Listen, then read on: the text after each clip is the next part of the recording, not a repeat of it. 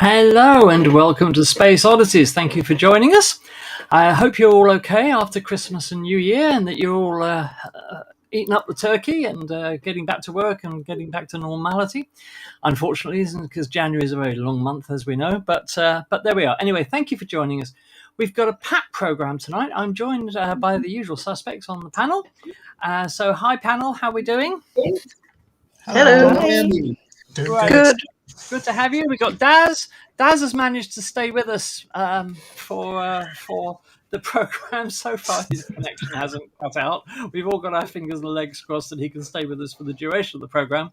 What was it, Daz? Did you get a new kettle or something for the electricity? So he can't hear me. Anyway, Daz is with us, and we hope he's going to stay that way. Hello, Roger. How are you? I'm fine. We'll talk a little more about Roger a bit later, he said ominously. Then we got Bernard. Hi, Bernard. How are you? Hello. We've got Lou good. joining us from the US. Hi, Lou. Yep. Hey, coming to you from travel again. Nice of you to be here. We've got Rachel, of course. Hi, Rachel. Hello. The gallery later, I'm sure. And we've got Mary. How are you, Mary? Hi, I'm good, thank you. Happy New Year. Oh yes, Happy New Year to everybody. Happy New Year. Happy New Yeah, Year. absolutely. Yes. Well, we said that last week, but we'll say it again. Happy New Year. And there we are. So today is an historic day, ladies and gentlemen, because it's Britain's first orbital launch from its own soil. In fact, it's Western Europe's first orbital launch from Western Europe ever. So this is an historic day. A bit later tonight, the Virgin Cosmic Girl 747 is going to take off from Spaceport Cornwall, and I never thought I'd hear those two words in the same sentence, but there we are. It's going to take off from Spaceport Cornwall. It's going to fly out in the Atlantic, and about an hour later, at 50,000 feet, it's going to release the Launcher 1 rocket, which is going to carry 9 satellites into orbit. We are going to cover it live later on Space Oddities. We'll give you more details a little later. Nothing, as ever with space missions, is 100% confirmed in terms of launch times and what exactly is happening. So we're keeping our ears peeled for news of any changes, but we'll give you the definitive version of our plans a little later in the program. We've also got coming up tonight, we've got Lou, who's going to carry on his fascinating look at humans' exploration of Titan. I'll be doing a bit of presenting about building planets, which follows up on some recent studies which have revealed something quite amazing about the way that planets are built. And we've got our usual features. We've got Roger, we've got Rachel's gallery, and we've just got general chat. So we're very glad you could join us. So let's get the program underway. He is an expert in his field, which is where you'll normally find him. He is, of course, the man with all the info about the night sky. Tonight, hopefully, he's going to be our raving presenter out there in the cold, trying to look at the rocket being launched from Cosmic Girl. But we'll see what happens later. He is, of course, the man with the most. He is Roger. Hello, Roger. Hello. Now, you've had a build up like that before, be honest. No. So anyway, Roger, let's do the usual. So, and if you just give me 1 second, I'll find where your thing is. Okay, the night sky with Roger, as always. okay. Roger. Thank you very much.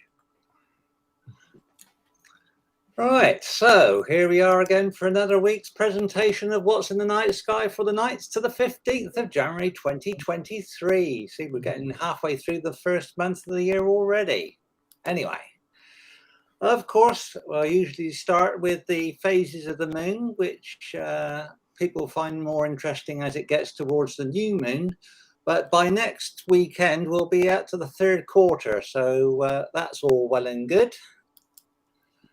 This is what it was looking like last night, during a brief clear spell through the skies of Sparkford. Beautiful, Roger.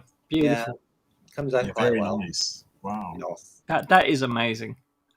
But at the moment, we've got a comet, C220E3ZTF, which is starting, although I have got this for tomorrow morning at 5 o'clock.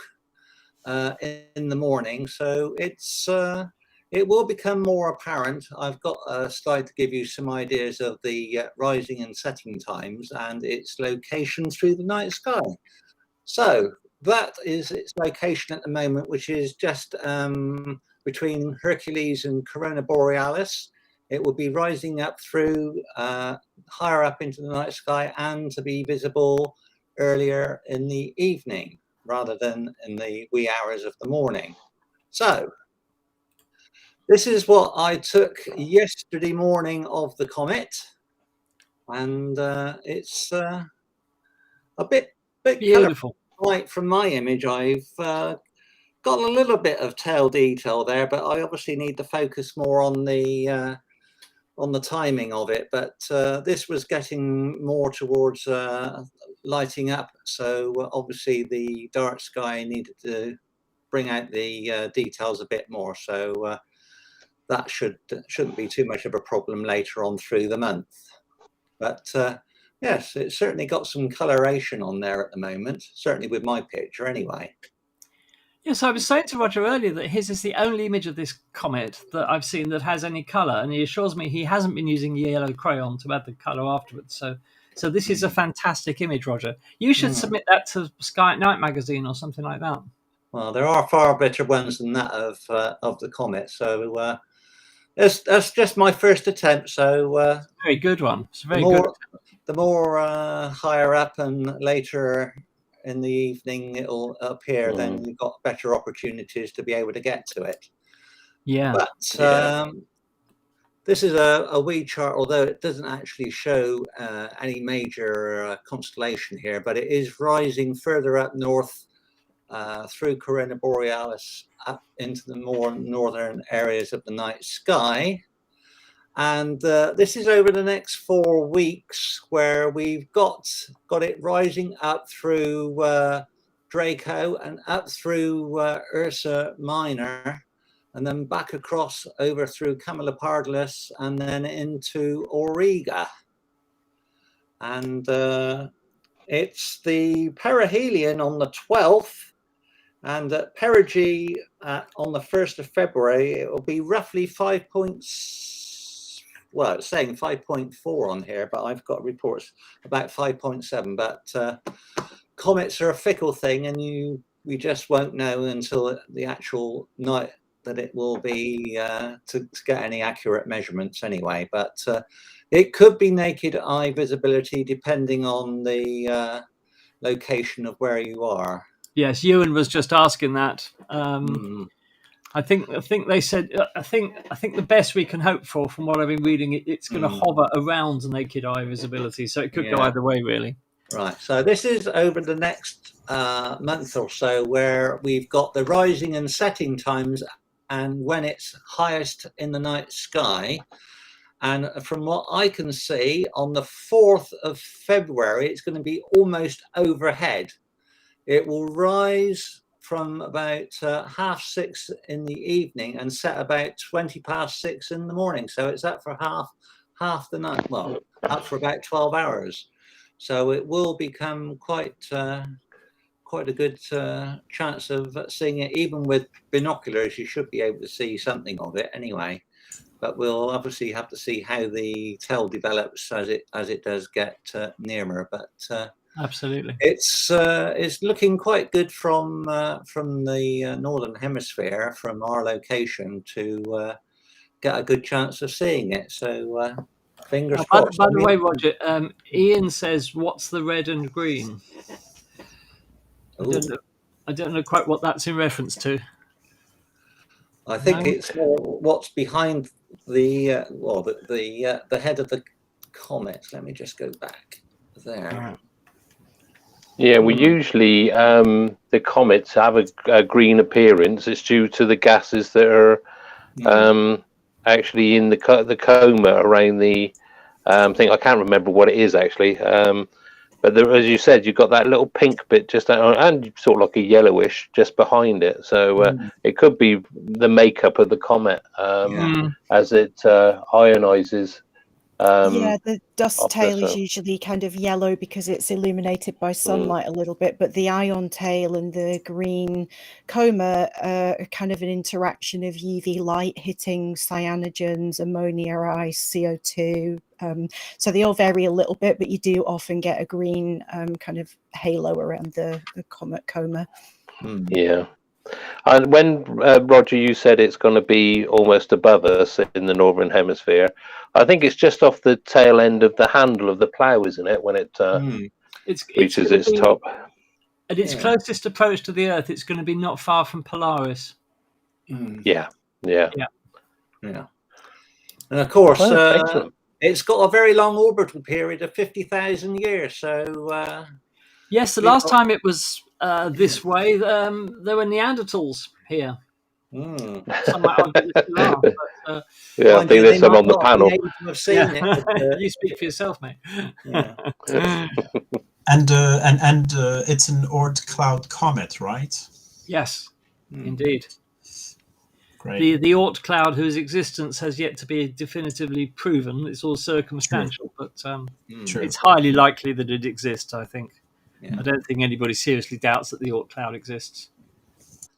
Anyway, okay. So with that, we've still got Mars dominating the sort of southern horizon now, with Orion becoming a major feature of the night sky, as we all come to expect. And then we've got that pesky moon, which is going away. So obviously, with the comet rising up, it will have less competition with the illumination of the night sky. So all being well and good, we shouldn't have too much of a problem. But lots of interesting things up in the night sky, and obviously if you stay up even later, you'll be getting Leo coming through with all those dozens of galaxies coming into view, all those Messier objects as well. So fantastic. Obviously that would be a good opportunity. So that is what I've got for the night sky. Thank you very much, Roger. That's absolutely brilliant. So, not often we get a comet that is, potentially naked eye. So that's something to look forward to in the coming weeks. So many, of course, in the past have been promised to be grand comets, but have miserably failed. So let's hope that this one turns out to be something that we can see quite easily.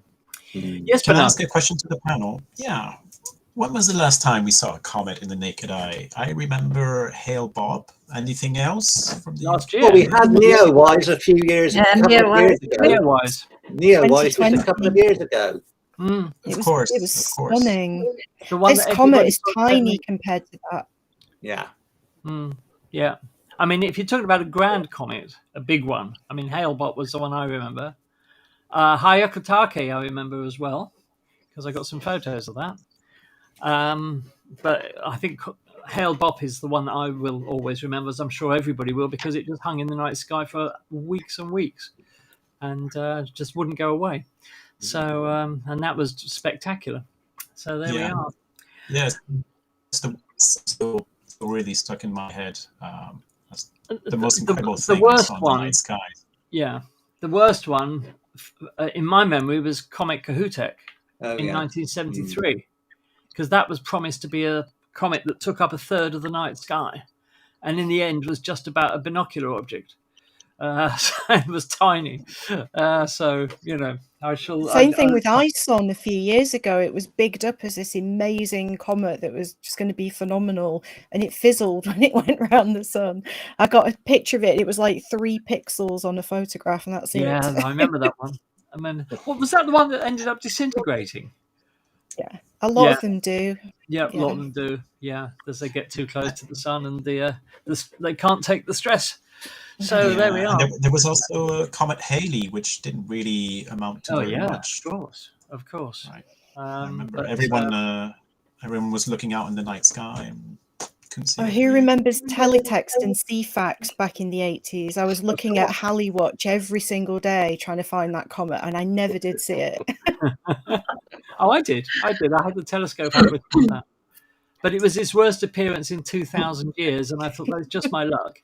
You know, you only get to see it once in your lifetime, and it was Halley's worst appearance in 2,000 years. So, No, I if feel it's like any I've missed consolation, the out. next one's going to be even worse. So Given that we've only really got into astronomy in the last 3 years, it's really just Neowise for me. But I say it all the time. I just sit and it just comes to my head, and I'm like, I really miss it. I just miss that feeling of looking at it, and you want it back, and you can't have it back. But no, I feel no. jealous not seeing all these other ones because I wasn't aware of it was happening. And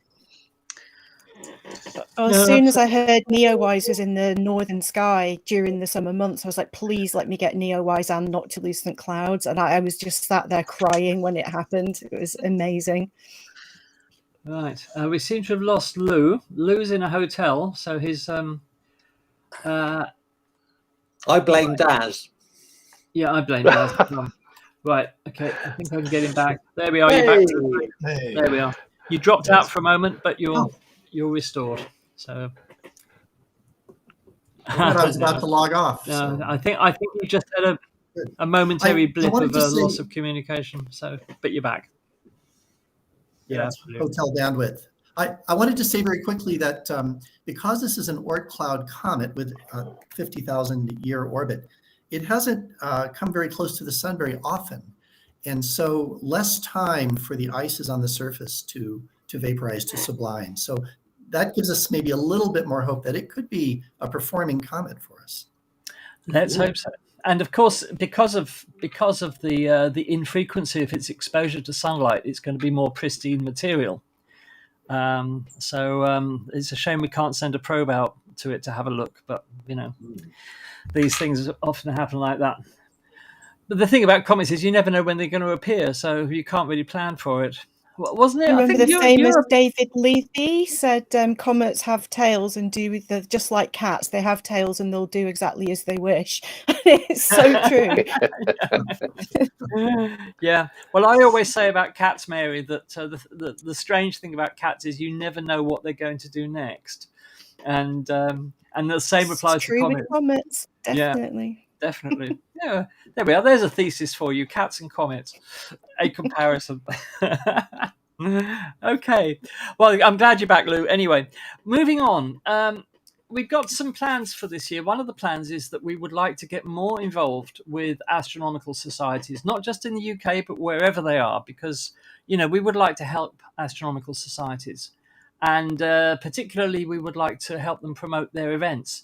So if you are a member of an astronomical society or an official of an astronomical society, wherever you are, we'll be more than happy to promote your events here on Space Oddities. All you need to do is just to send us an email with the details to spaceodditieslive@gmail.com. That's spaceodditieslive@gmail.com. You can just give us the details. If you want to put together a video about your society and what you do, we'll be more than happy to show that. So just drop us an email, and we'll be more than happy to publicize your events, because I think all astronomical societies need a little bit of help keeping and retaining members. So hopefully we can do our bit to help you. And we're just going to do the first one, actually. And I'm just going to put something in the chat. You can ignore it, and you'll see why in a moment. So this is an event happening for the Utah Astronomy Club in the States. And they've got a meeting coming up on Wednesday, and here are the details. They're having their January meeting, Wednesday the 11th of Jan at 7 p.m. local time, on the 4th floor of the South Physics Building at the University of Utah in Salt Lake City. A talk and astrophotos, the original said glorious astrophotos, by Mark Swain. And the Utah Astronomy Club meets on the second Wednesday of the month. And more info on their Facebook page. So if you're in the area in Utah, there's a meeting that sounds good that you might like to attend, and we're more than happy to promote that for the Utah Astronomy Club. And thanks for your interest, guys. And as I said, if you're a member of an astronomy society or club and you would like us to promote your events, drop us an email at spaceodditieslive@gmail.com. So there we are. Okay, now Lou is going to tell us all about a bit more, I should say, about humans' exploration of Titan. So what have you got for this week, Lou? Yeah, thank you, Andy, and thanks to all our viewers who've been watching the series, because there is nothing more exciting than exploring Titan, Saturn's largest moon, Titan, Earth's true sister planet. Venus can take a back seat. Oh, by the So way, Lou, let's- because you lost your connection, you're going to Uh-huh. have to re-upload your presentation because you lost that as well. So Okay. Do you want to go with someone else yeah, while I I reload? think we will. If you don't mind, we'll come back to you while Lou does that because he lost his connection. So Very good. just let me see where we are and who we got next. Michael will be back joining us a little later, hopefully, to bring you the normal space news. And I think what we will do is to go over to Rachel now. Rachel, have we got a gallery for this week? Yes, we do. A good gallery again, a nice varied mix. Okay, there you go. Thank you. Okay. So Just make we that are a bit bigger so starting we can see off, it. yeah. There we are. Get rid of our faces of this one. We're starting off with a different shot from Lee to his usual deep sky objects he sends us, and he's using his DSLR to do a wide field. So he's taken this with his Canon 600D and a normal 82mm kit lens. And he said he had to grab this quickly because he was actually watching our show last week. So he jumped out there to grab a picture of the moon, Mars, the Pleiades, the Hyades, and Orion. And obviously you can spot them all together on the image. Oh, So yes. you've got obviously Mars up there at the top, then the Hyades under, the Pleiades just above to the left of the moon, and then Orion just peeking up from the bottom left. Nice. That's Thank lovely. you for that, Lee. Isn't that great? It is, because I think we get lots of deep sky, but it's nice to just sort of step back and see what we would see with our eyes every now and Absolutely. again. Well done, Lee. That's brilliant. Thank you, Lee. Then we've got one from Mike Hall. He sent in some sunspots, which he took today. And he's given you some information about the sunspots a little bit underneath. And again, he took this with a 300mm lens, and he's corrected the colour back to a more natural sun-looking colour. And obviously it goes without saying, don't try and look at or image the sun without the correct equipment. Quite right. Very nice. Oh, that's fantastic. That's all right, isn't it? Yeah. Where are we in terms of the sun cycle? We're very near solar maximum, and in fact, NASA has proclaimed 2023 as the year of heliophysics, kind of in line with solar max. So Cool. Fantastic. Nice. Okay, and we've got The Moon by Kev. He sent us one of the Northern Mare Brim. And he said this is one of his favourite areas of the moon because he loves the huge variety of features contrasted on there. And this is a mosaic of 6 images, each of them being the best of 250 frames from 3,000 frame AVI. So lots of hard work again. Brilliant. That's good. She's really nice. Sorry, I'm like sticking my head close to the screen and looking at them as they come on if I go quiet. Nice, very nice. I'm enjoying them as well. I really like the bottom left there, where you have the Terminator, and you can really see the surface features. It's really nice. Really nice. So thank you, Kev. Then we've got one from Jerry. We've got the Witch's Broom, which is part of the Western Veil Nebula, which I think is in Cygnus. And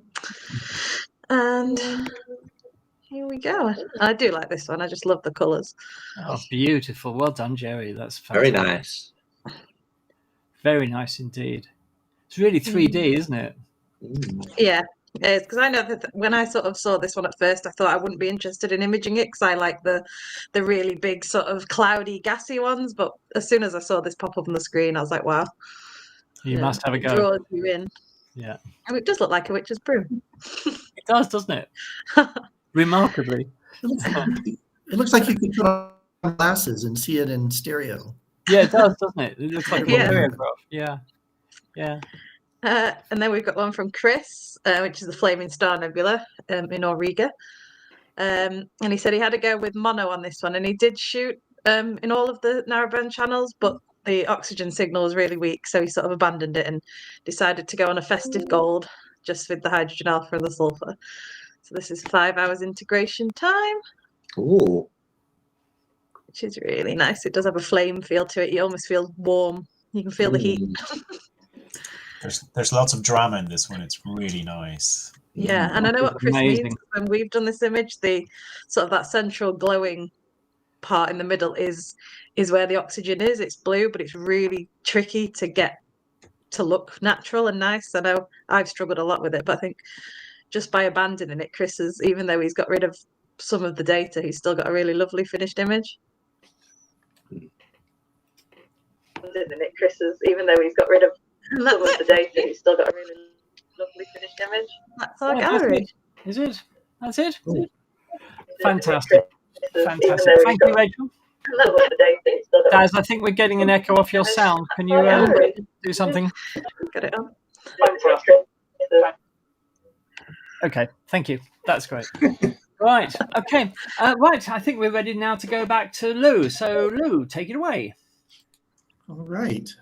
Let's, can you make that full screen? There we go. There we go. Okay. So for those of you who have been watching, we've been kind of going over the history of exploration of Saturn's moon Titan, starting with the very first ground-based observations, the identification of methane in the atmosphere by Gerard Kuiper in the 1940s. And then last week, we looked at some of the very first spacecraft observations from the Pioneer 11 spacecraft. So today we're going to jump forward in time a few years, and we're going to see what Voyager saw at Titan. So just a little history. The Voyager 1 and 2 spacecraft were launched in 1977. So if they're launching in 77, they're launching with early 1970s technology, just to remind you. Here's a flight path for the Voyager spacecraft, both 1 and 2. And what's important about this is that although Voyager 2 went on for this perfect planetary alignment to fly by Uranus and Neptune, Voyager 1, the mission scientists felt it was important enough to get very close to Titan, to get very high resolution images and spectra of Titan. And so they sacrificed Voyager 1, the rest of its mission, so it could get in close to Titan, and then it did not go on to Uranus and Neptune. Okay, so it's a big deal. The Voyager mission is managed out of NASA Jet Propulsion Laboratory, which is actually called a FFRDC, a Federally Funded Research Development Center. It's kind of half NASA, half Caltech. Out in Pasadena, California. There's a picture of it kind of nestled in the mountains there.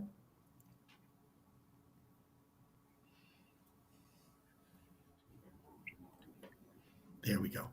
So the Voyager being so far from the Earth, we brought the signals in through the Deep Space Network, which is a series of a few radio telescopes positioned strategically around the Earth so that you can have 24-hour access to the science return.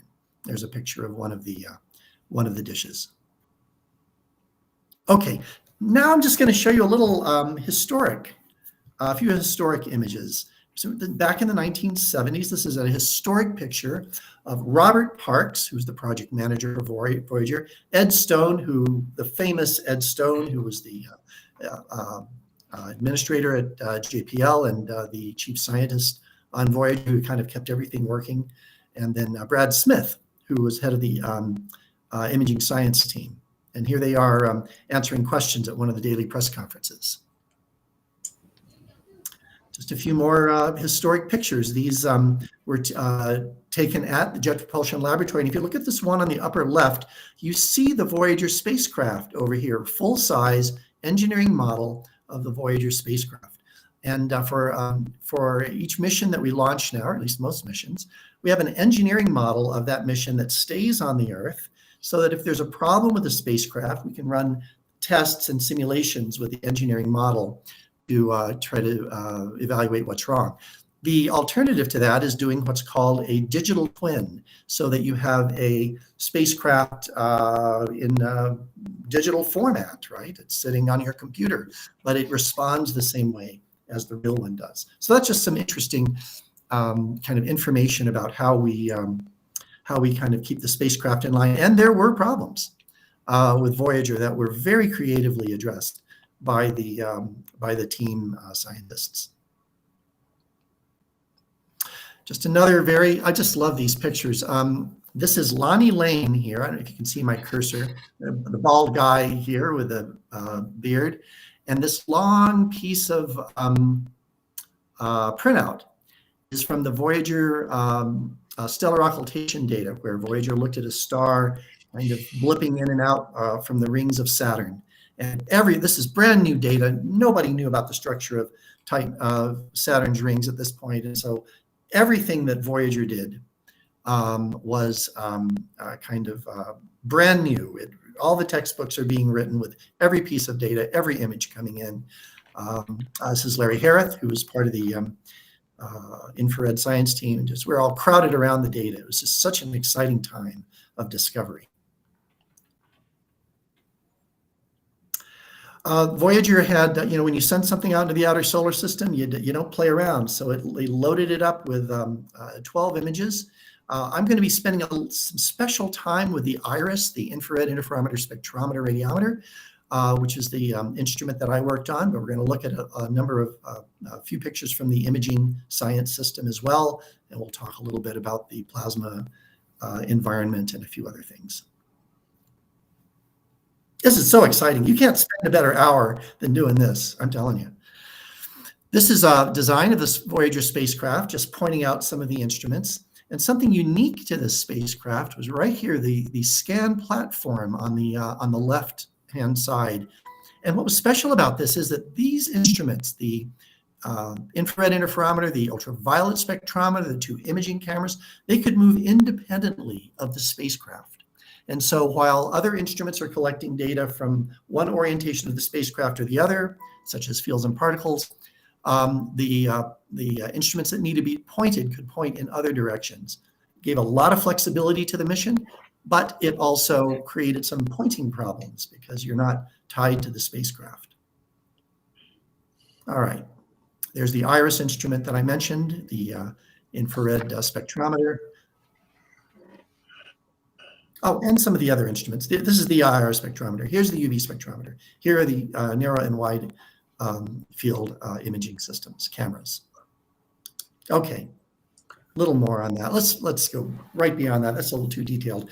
Here are the these are the people who made the infrared atmospheric investigations of Titan possible on the Voyager. These are giants in the field of planetary science. Rudy Honnell, who's the father of infrared remote sensing for planetary science.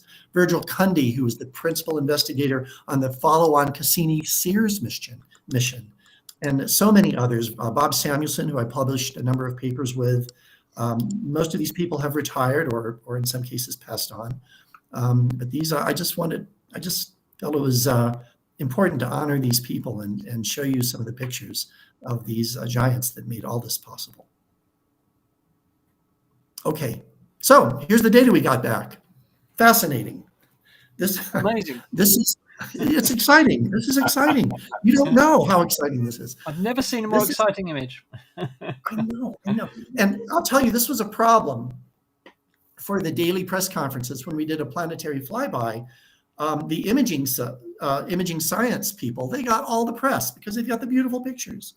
But the fields and particles people who are sensing the magnetic fields and the cosmic ray fluxes and so on, and the people with the interferometers and spectrometers who get these blips, it was very difficult to get our moment in the sun. This is what you get initially. This is called an interferogram, and you have to turn this into a spectrum. You do this by some fancy process called a fast Fourier transform. So this means something to scientists. It means nothing to anybody else. Nobody cares about these. But the science that comes out of these is remarkable, absolutely remarkable. So here we are at Saturn, 10 AU from the sun, 10 times further away from the sun than the Earth. Here's the flyby pattern associated with Voyager and 1 and 2 around Saturn. Just present that very quickly for you. There were some problems with the instruments. This is the infrared spectrometer, which it turns out the response of this instrument was degrading over time. What's going on? And we finally figured out that there's an epoxy resin or glue behind one of the mirrors in this system, and that epoxy would crystallize at low temperatures. And as it crystallized, the mirror would move slightly out of alignment, reducing the power and resolution of the instrument. So what we had to do before we had an encounter, we heated the spacecraft up. We heated that instrument up, put the resin back into solution, straightened out the mirror, and then turned off the heat, because you don't want heat for your infrared instrument. And as time went on, the mirror would slowly crank out of alignment again, and so your resolution would be kind of slowly going down through the flyby period, the encounter period. But it was a partial solution. This is one of the graphs that I made of the degradation of the instrument response. So, things don't go perfectly, and you have to be kind of on your toes, and you have to be ready to solve problems. Okay. I mentioned this was about Titan, and it is about Titan. This is one of the first images that came back from Voyager 1 through the imaging subsystem. So what we're seeing here is the clouds that kind of like smog in LA. These are long chain polymers that are formed by the dissociation of methane and nitrogen in the atmosphere of Titan. And you'll notice a little something. First of all, you'll notice that this right up here, it doesn't seem to be making a full circle. Right here is, in fact, the North Polar Hood. And this is a region that was kind of a little shrouded in shadow, because Titan has a tilt to its orbit. And during those times, there was different atmospheric chemistry that went on here in the polar region. You'll also notice that the southern part of Titan here, the lower part, is a different color, a different hue than the northern part. And that's not because of a sun angle issue. That is actually a compositional issue, as there's a wholesale movement of atmosphere from one hemisphere to the other for Titan through its seasons. And this is just like Hadley cells on the Earth, but Earth has many more Hadley cells, and Jupiter has more than that. From the infrared and the radio occultation data and the ultraviolet spectrometer, you put all that information together, and we were able to get a temperature profile here of how temperature varies in the atmosphere.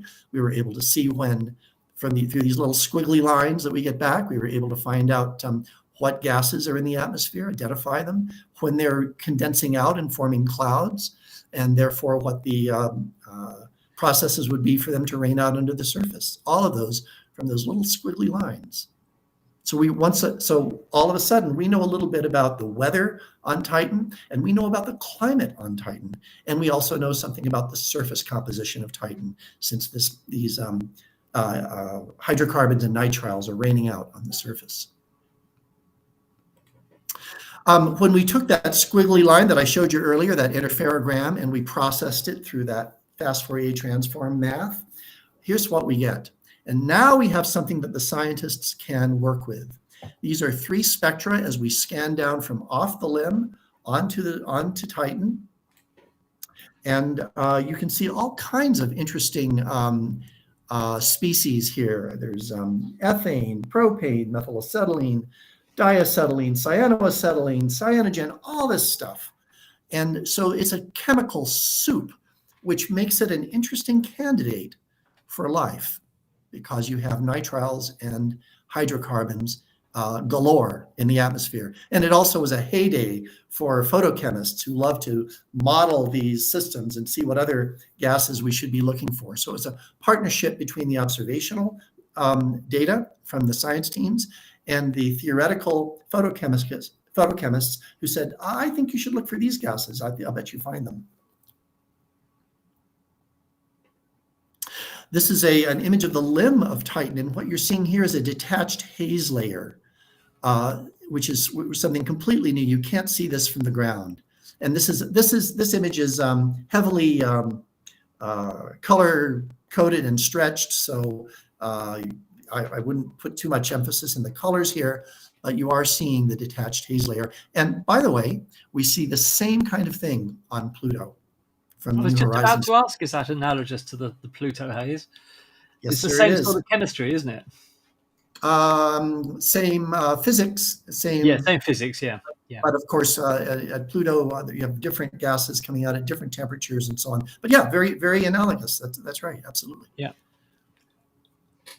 So at that point, it was time we went by Voyager 2 went to Uranus and Neptune.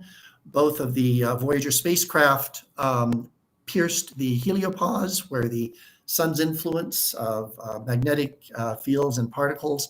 And here is just a piece of data from, I think this was from, I want to say the cosmic ray instrument, showing the rather stark decrease in the particle densities as the Voyager 1 spacecraft pierced the heliopause out into true interstellar space. And that is my presentation for today. Next week, we're going to talk about Thank you Cassini so and much. We appear to have lost Daz again, but in that, but never mind. And thank you, Lou. That's most interesting. And I'm sure you're going to carry on with that, looking at Cassini's exploration, and of course Huygens and all of that lovely stuff. I'm sure we've got to look forward to from you. Okay, now we've been talking about comets. Oh, sorry, Bernard. No. Thanks, Lou. That was really great. It's not more a question. It's more.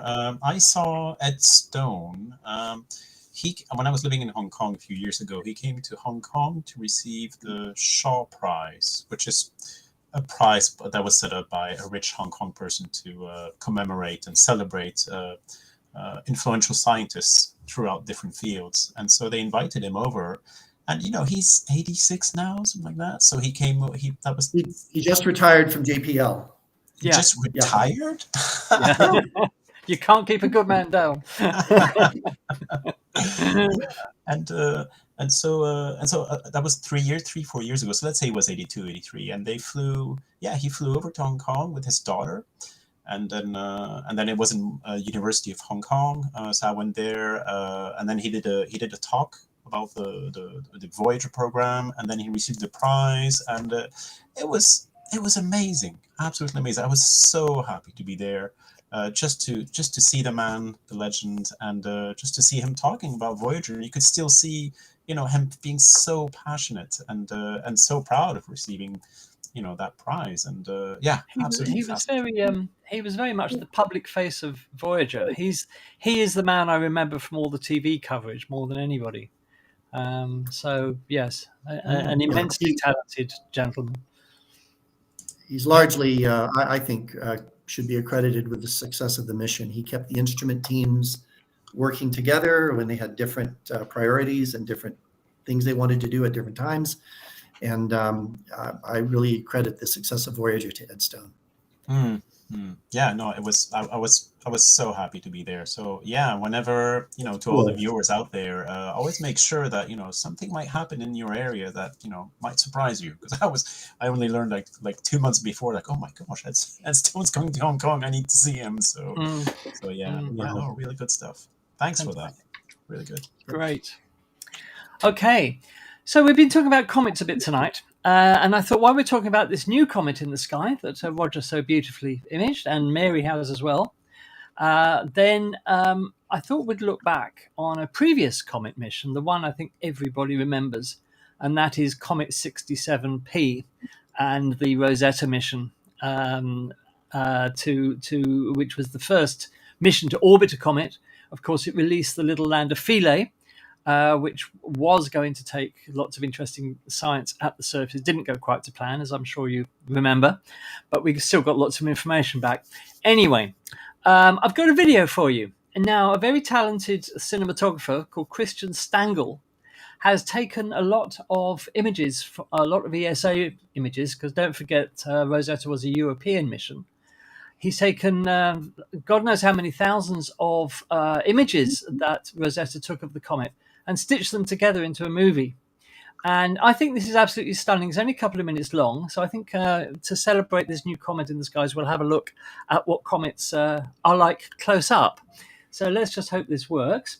So I'm going to start now. So this is Comet 67P. It does, of course, have a full name, which is Russian that nobody could ever pronounce. So it's known almost universally as 67. Churyumov-Gerasimenko. I get that right? Exactly. You just illustrated my point perfectly. So, so I bet you've been practicing that. I had to so learn that being a co-host of Comet Watch. I had to learn how to say that. Anyway, I just start this off, and let's hope that this actually works. And it's not working. All right, not to worry. We'll come back to that in a moment because I appear to have problems with that. In the meantime, I see Daz is not with us. Bernard, would you like to talk to us about SWOT?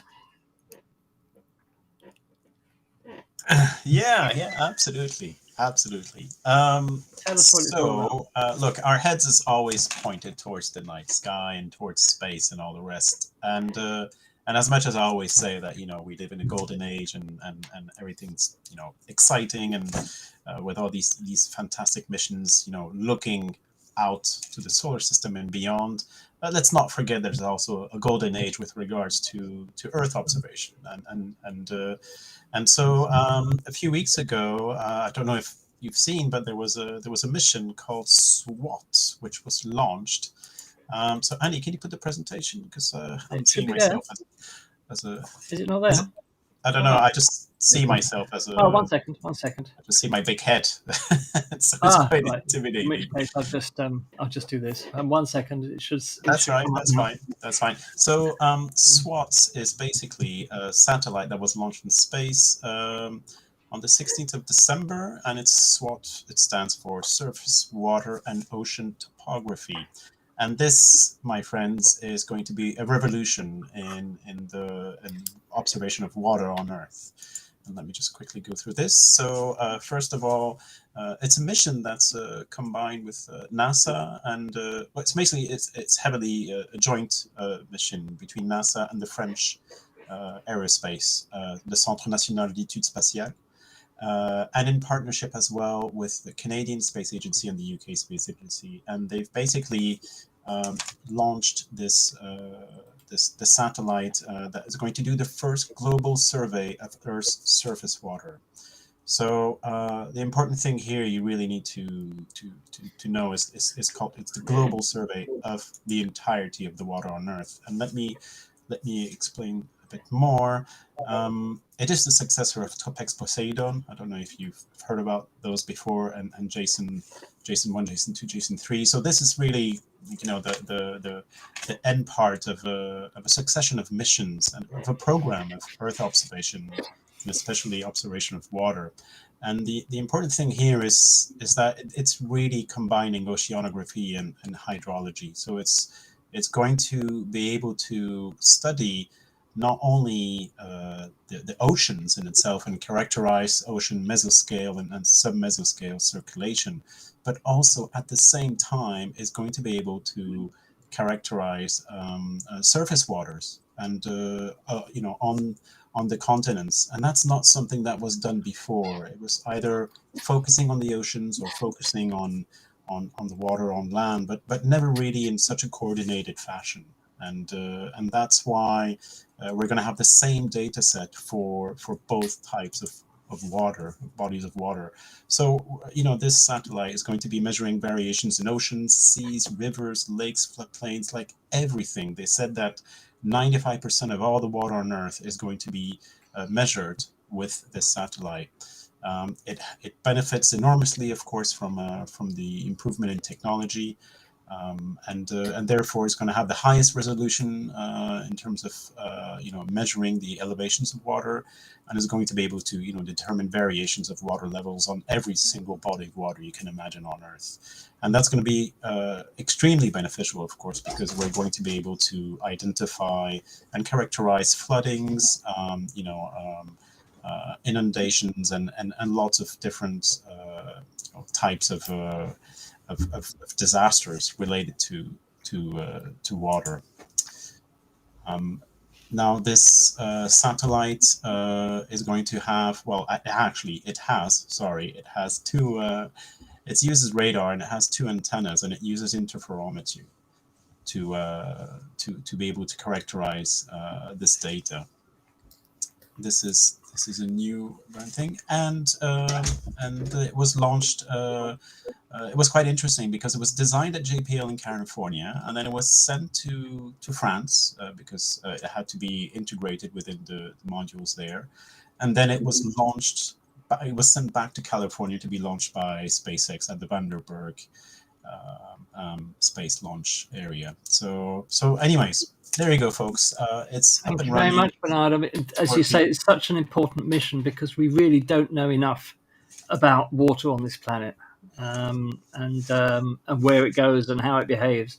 So this is a really important mission, especially with climate change. So thank you for that. We shall look forward to the results from SWOT. Now I'm going to go back to this video that I hope is going to play now. It had actually just sat there and frozen while we were talking, so I've unfrozen it. So let's hope that this actually works. So this is Christian Stangel's short movie taken from images from the Rosetta spacecraft. So every image you're about to see is a Rosetta image, and it's all been stitched together in the form of an animation. So let's play that, and let's hope that it goes. There we are.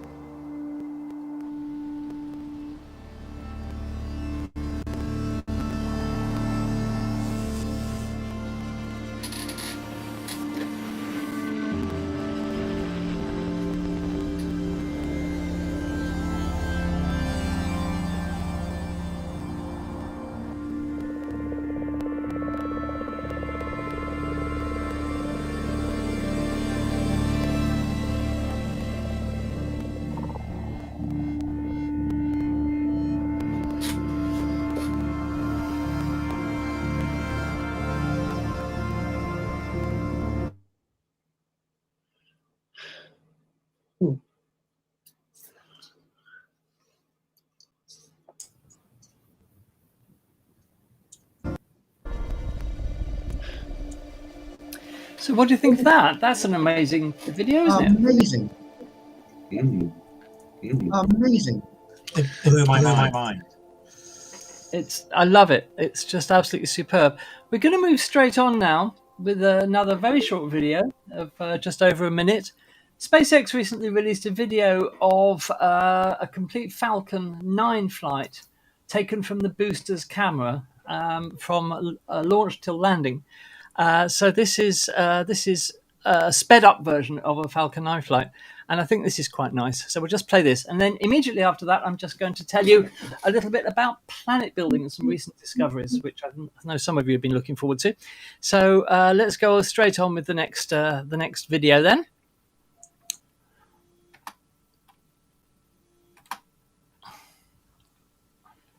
There's no sound on this video, But this is the launch of the Falcon 9. This was a mission in December.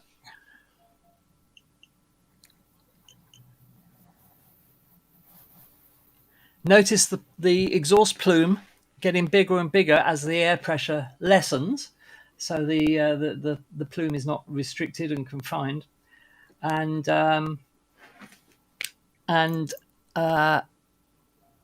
here we have the boost back burn. So this is after separation of the booster from the second stage, and there you see the grid fins deploying to guide it back to its landing. You notice the puffs of nitrogen gas steering the rocket, and it orientates itself ready for the landing. You can see the coast there.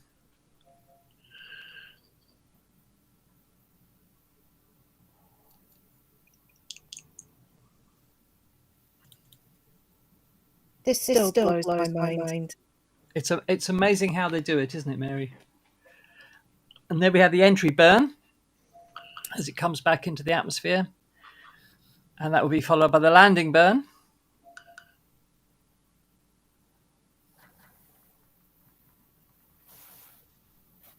And the landing.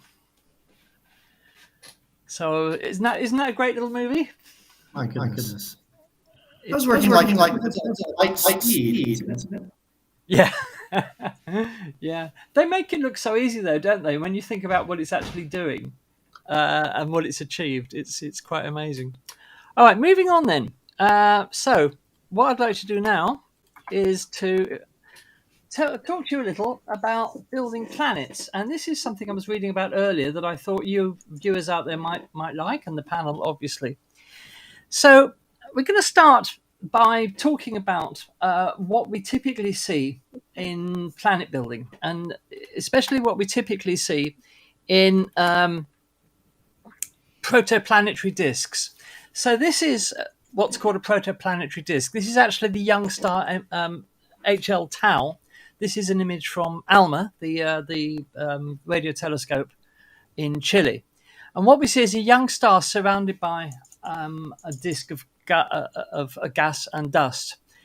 The black rings in this disk are actually planets that are sort of scooping out the material. So we can see very clearly from this image that this particular star has got several planets orbiting it. Now, typically, we have the inner disk, and the inner disk is very rich in rocks and metals. Because it's so close to the star, the temperature's higher, and this allows these heavy elements to condense out into the inner disk. Then that is surrounded by an outer disk, which is mainly going to be hydrogen with a few other trace things in. But the important thing to remember here is that the inner disk contains the heavy elements. Now, in that inner disk, we find the rocky planets. And this is the same in our own solar system, of course, where we see the rocky planets close to the star, Mercury, Venus, Earth, and Mars. And the way that these form, it is thought, is that you have sort of pebble-sized chunks of rock and metals that accrete over time to form planetoids and then later planets. This can take a very long time, up to about 100 million years, it's reckoned, to form a planet like the Earth. But the key process is accretion in the inner disk. Now, further out in the disk, we have a method of forming planets called disk instability. And this occurs when you have a sort of a knot of denser hydrogen which collapses under its own weight. And this collapses to form gas giants. And this can happen very rapidly. And here's a computer simulation. If you look at the bottom right image, you can see in this computer simulation there are two knots of material that have collapsed, and they are forming gas giant planets. So typically in planetary systems, we see rocky planets in the inner disk and gas giants in the outer disk. Here's an example of an actual gas giant forming in the outer disk of a star, the star AB Aurigae. And as you can see indicated by the arrow, there's a gas giant forming in the outer disk of that star.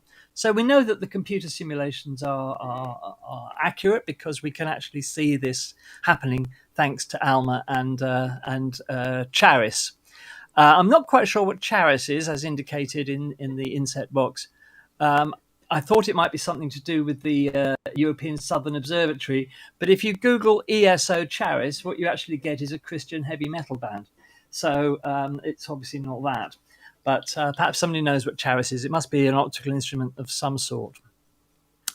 So there is a disk with a gas giant forming in the outer disk. And the problem is that we do not have the technology in the vast majority of cases to see these gas giants orbiting at large distances from their star in other planetary systems. That image I just showed you, we were lucky to see that, but we almost certain that we do not see a large population of gas giants because we simply have not got the technology to see objects that far from their stars at the moment. The only things we can detect at the moment are rocky planets and so-called hot Jupiters close to their star. Hot Jupiters being gas giants that have formed further out in the disk, but have migrated inwards to be right next to the star. And this is the limitation that we have at the moment in detecting planets and other systems. We may not, almost certainly, not seeing the gas giants further out from the stars. Now let's talk about globular clusters. Here's a beautiful globular cluster, 47 Tucanae, and another one which you may be familiar with, globular cluster NGC 5139. In the 2000s, extensive studies were done of these globular clusters to try and find planets orbiting stars in the globular clusters. And there were absolutely no planets found, which came as a bit of a surprise, and nobody quite knew why. Now, these are all pieces of a jigsaw puzzle that we're now going to put together and come up with the answer for all of this. We need the final piece, which is this. After the first atoms formed in the universe, by mass, this was what the universe consisted of. 75% hydrogen, 25% helium-4, which is an isotope of helium, 0.01% deuterium, 0.01% helium-3, another isotope, and about 1/1000% of lithium-7. Now, lithium-7 is the nearest thing to a metal in that list. It's heavier than the others, but there was very, very little of it. Now, all of this has got astronomers thinking, what is the significance of all of this? And this is the realization. The first generations of stars in the universe could not have formed rocky planets because the heavy elements were simply not there. Because to get those heavy elements, you need several generations of stars to cook the elements and recook them and recycle them and reprocess them through nucleosynthesis to seed the universe with the heavy elements that you need to form rocky planets. So rocky planets have not always existed in the universe because the heavy elements were simply not there in the first generations of stars. So there were no planets found in these globular clusters because globular clusters consist of extremely old stars, in general more than 13 billion years old. And these stars did not have the heavy elements that they needed to form rocky planets. And it is thought that this is the reason we don't get to see the rocky planets around these stars. They may have gas giants through disk instability orbiting at large distances from them, but there are certainly no rocky planets. Now, we can look at the data, and there's been something discovered called the exoplanet cliff. For stars with less than 30% of the heavy elements found in our sun, there's a marked drop-off or cliff in the abundance of planets. Only 10 exoplanets we found orbit stars with 10% or fewer of the heavy elements found in the sun. Only 32 exoplanets orbit stars with between 10 and 16%, and only 50 exoplanets orbit stars with between 16 and 25%. So what this is telling us is that where we look at stars that are very poor in heavy elements, we don't see any rocky planets, or very few. This has incredible significance. Let's take a typical galaxy. So here's a typical galaxy.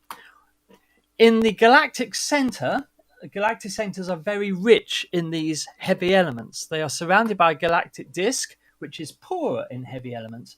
And then you have the galactic halo, which has virtually none of these heavy elements because there has not been enough time, looking back 13 billion years, for them to acquire the heavy elements. So we can actually say that there was a time, perhaps more than 500 million years, when no Earth-like planets could form at all in the early history of the universe. Then there was a time when only the richest central regions of galaxies could possess Earth-like planets. And then after that, there was another several billion years where the galactic disk and portions of the galactic disk and the central regions could possess Earth-like planets because of the evolution of these heavy elements. And then there were many regions, such as the galactic halo, which includes the globular clusters, where the heavy elements aren't present at all, and there were no Earth-like planets. This has major implications for the search for life, because it places constraints on where and when life might have existed in the universe. If we assume that any life in the universe is going to evolve on rocky planets rather than gas giants, which may be a bit of an assumption, because there have been all sorts of ideas about how you could have life in the clouds of gas giants. But if we assume that life is basically going to start on rocky planets, it tells us so much about where and when this could have happened in the universe, and has great implications for the search for life going forward. So there you are. So I just thought I'd tell you all about that. Interesting stuff, eh? Wow. Very interesting.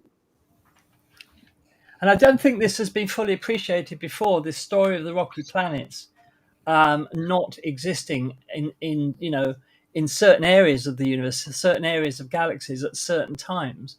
Whereas I think before that, everybody thought that they'd always existed. But all of these studies have shown that they could not have existed in the first 500 million years of the universe. So it's all interesting when you think about the search for life, about where and when life might have evolved. So there we are. Thank you, Andy. It's the There's first a time paper in that, Andy. You need to definitely. publish them. Yeah, absolutely. That, I think, brings us about to the end of tonight's program. Does it not? Has anybody got anything? Oh, Mary, you wanted to promote something, didn't you? Tell us about an event. Yeah, the National Space Centre in Leicester do some events throughout the year called Space Late, where they are open late on a Friday night and do various events. The one that's coming up on Friday, the 20th of January, I'm going to be doing twice. I'm going to do the same talk on constellation mythology, because there's other things going on as well, so it gives people a chance to go to multiple things. And then at the end, I'm going to be doing a hands-on astronomy sketching workshop. So we are going to be doing a virtual one of those through Space Oddities, which we'll announce the date of very soon. But if any of you are near Leicester and you're free on Friday the 20th, come along and we can do some drawing in pastels, which we can't do when we do it virtually. So really looking forward to that. It's one of my favourite places in the UK to visit. So super excited. Fantastic. And all being well, Mary is going to be running a sketching workshop here on Space Oddities before too long. We'll just sort out a date and we'll let you have the details. But that's something you should definitely attend, because Mary's sketching workshops are legendary. So you can see that here on Space Oddities in the near future, I hope. Okay, now let me tell you about the rest of the evening. So we're going to take a break now. I'm going to leave you with the Virgin live stream from Cornwall.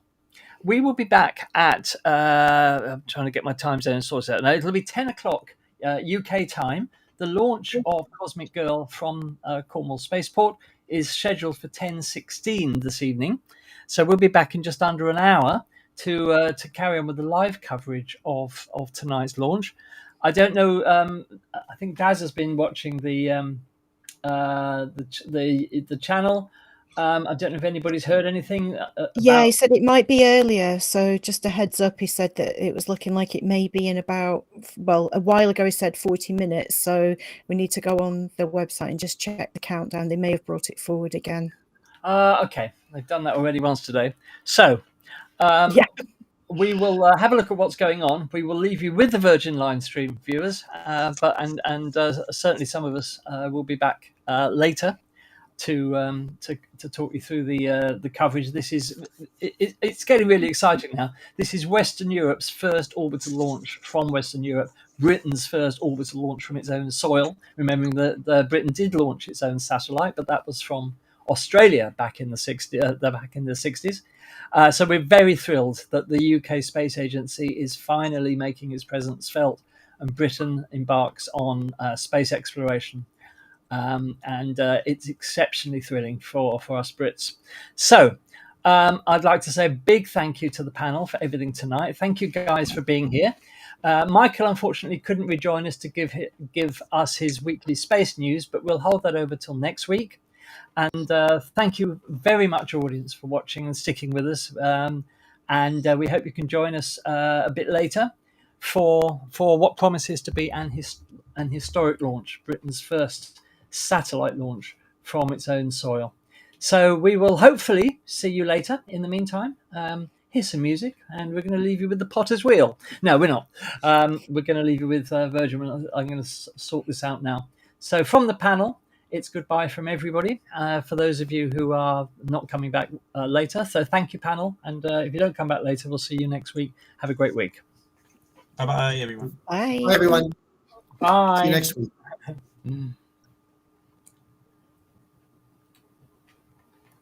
Okay.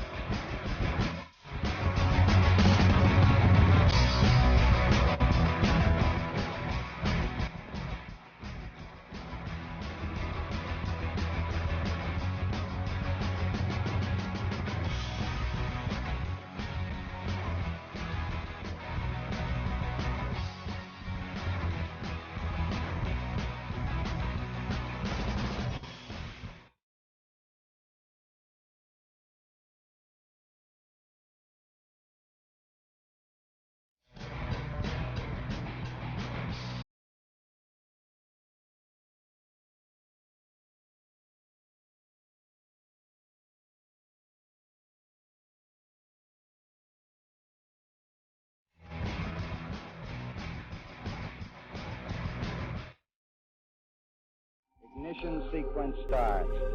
6, 5, 4, 3, 2, 1, 0.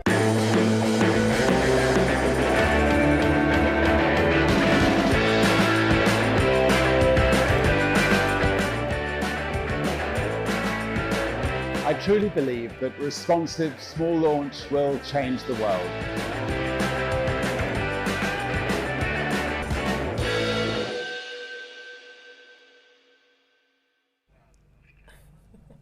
Welcome to Start Me Up. We are live from Spaceport Cornwall here in beautiful Cornwall, UK. My name is Melissa Thorpe and I am the head of Spaceport Cornwall, where I'm so privileged to lead my incredible team in turning an airport into a spaceport. I'm also so lucky to have in the studio with me Natalie, and across the pond in Long Beach, Chris. I'm Natalie Burgos, Senior Producer of Live Broadcasts and Events. I work on a team in charge of brand and communications. And back over to you, Chris. Yeah, hi, I'm Chris Rolfe. I'm the Director of Systems Engineering and Verification here at Virgin Orbit. And my teams include the interdisciplinary engineers that own the high-level definition, design, and verification of our launch program. As Mel said, I'm your North American correspondent for today. I'm here in sunny Long Beach, California, at our payload processing facility, just down the street from the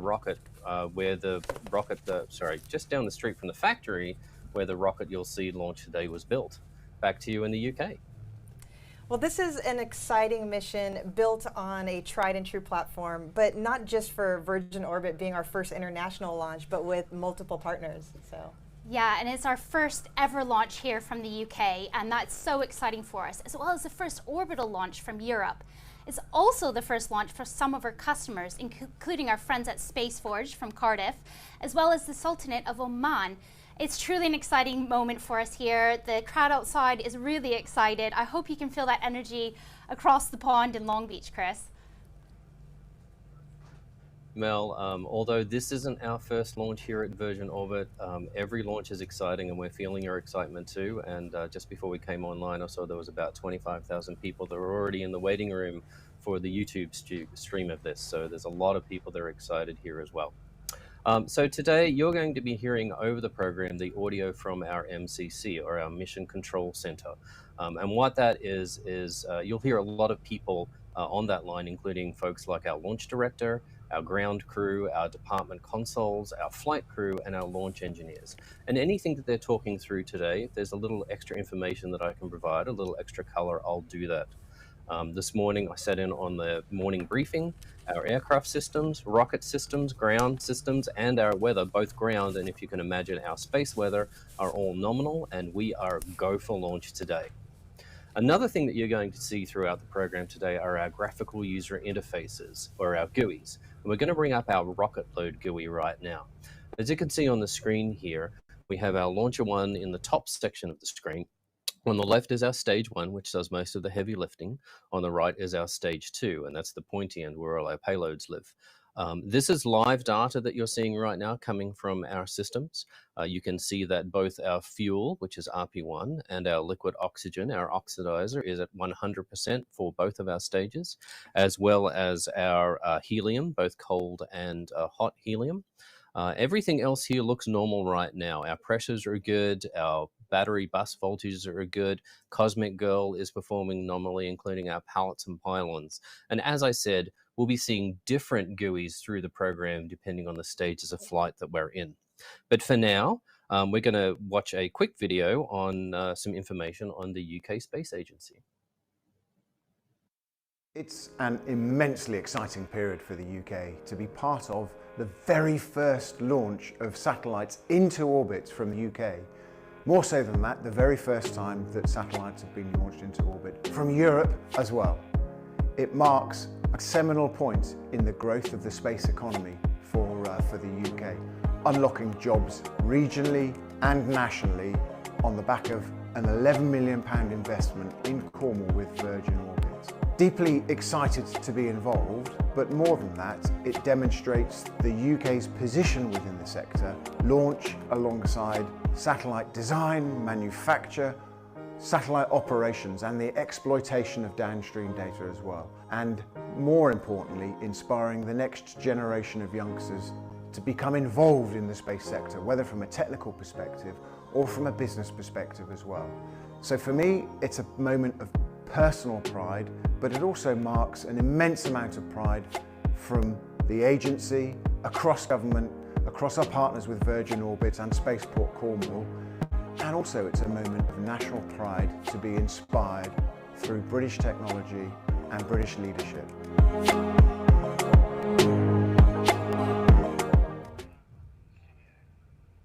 So why are we here today? One word: satellites. Satellites underpin so much of our daily lives, and we're so lucky to have several of them flying with us today.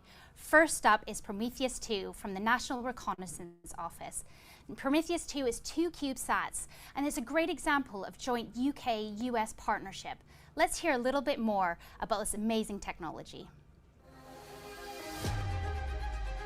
This is the first MOD-owned satellite that we've launched in 20 years. And we'll be on the very first space launch from the United Kingdom with Virgin Orbit. So it's an incredibly exciting program and really does get us on the path to greater capability. As a country, and in fact all over the world, what people are really starting to look at is responsive space launch. What we're showing is how we can have this capability brought in and how we can have flexible capability to be able to launch different spacecraft at different times as and when is required, rather than having to ship your spacecraft over to a different country for a vertical launch. Prometheus 2 is a collaboration between MOD, between Defence Science Technology Labs, DSTL, and international partners, including the National Reconnaissance Office, the NRO, as well.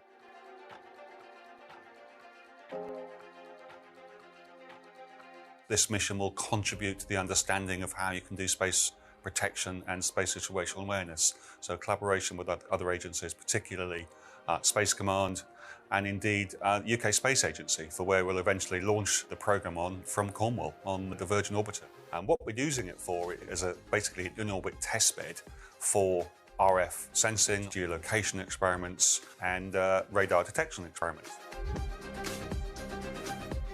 The satellites we're building are going to be used as research demonstrators. We were able to bring a lot of our design work that we'd done on our Faraday 1 mission, including a number of the payloads and the platform design to the programme. We then were able to fold that together that Airbus were doing, and with a lot of the requirements that DSTL had been evolving over the last few years. DSTL are incredibly important to the technology that we are using to develop our capability over the coming years. So Prometheus 2, as the first step.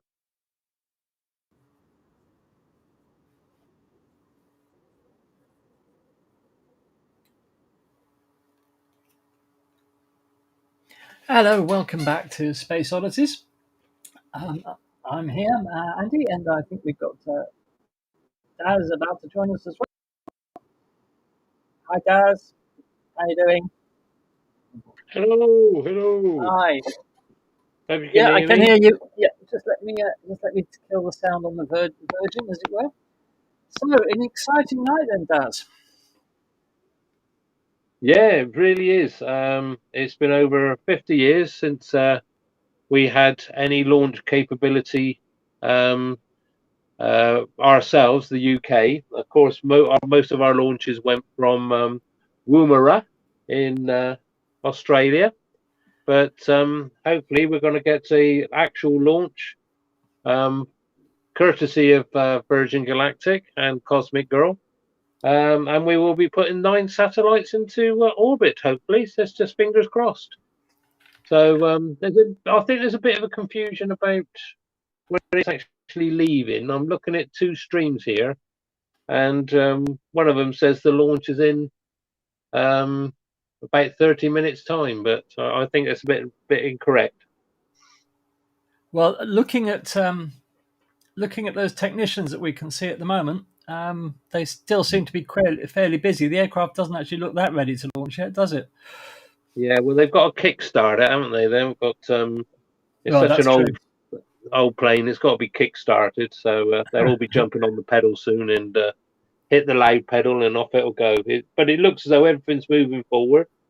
And as I said, it's strange because it's been on off, and it all of a sudden it's here, and it just seems getting a bit butterflies. It's something that nobody's ever witnessed before. Satellites leaving UK soil to be actually launched. It's fantastic.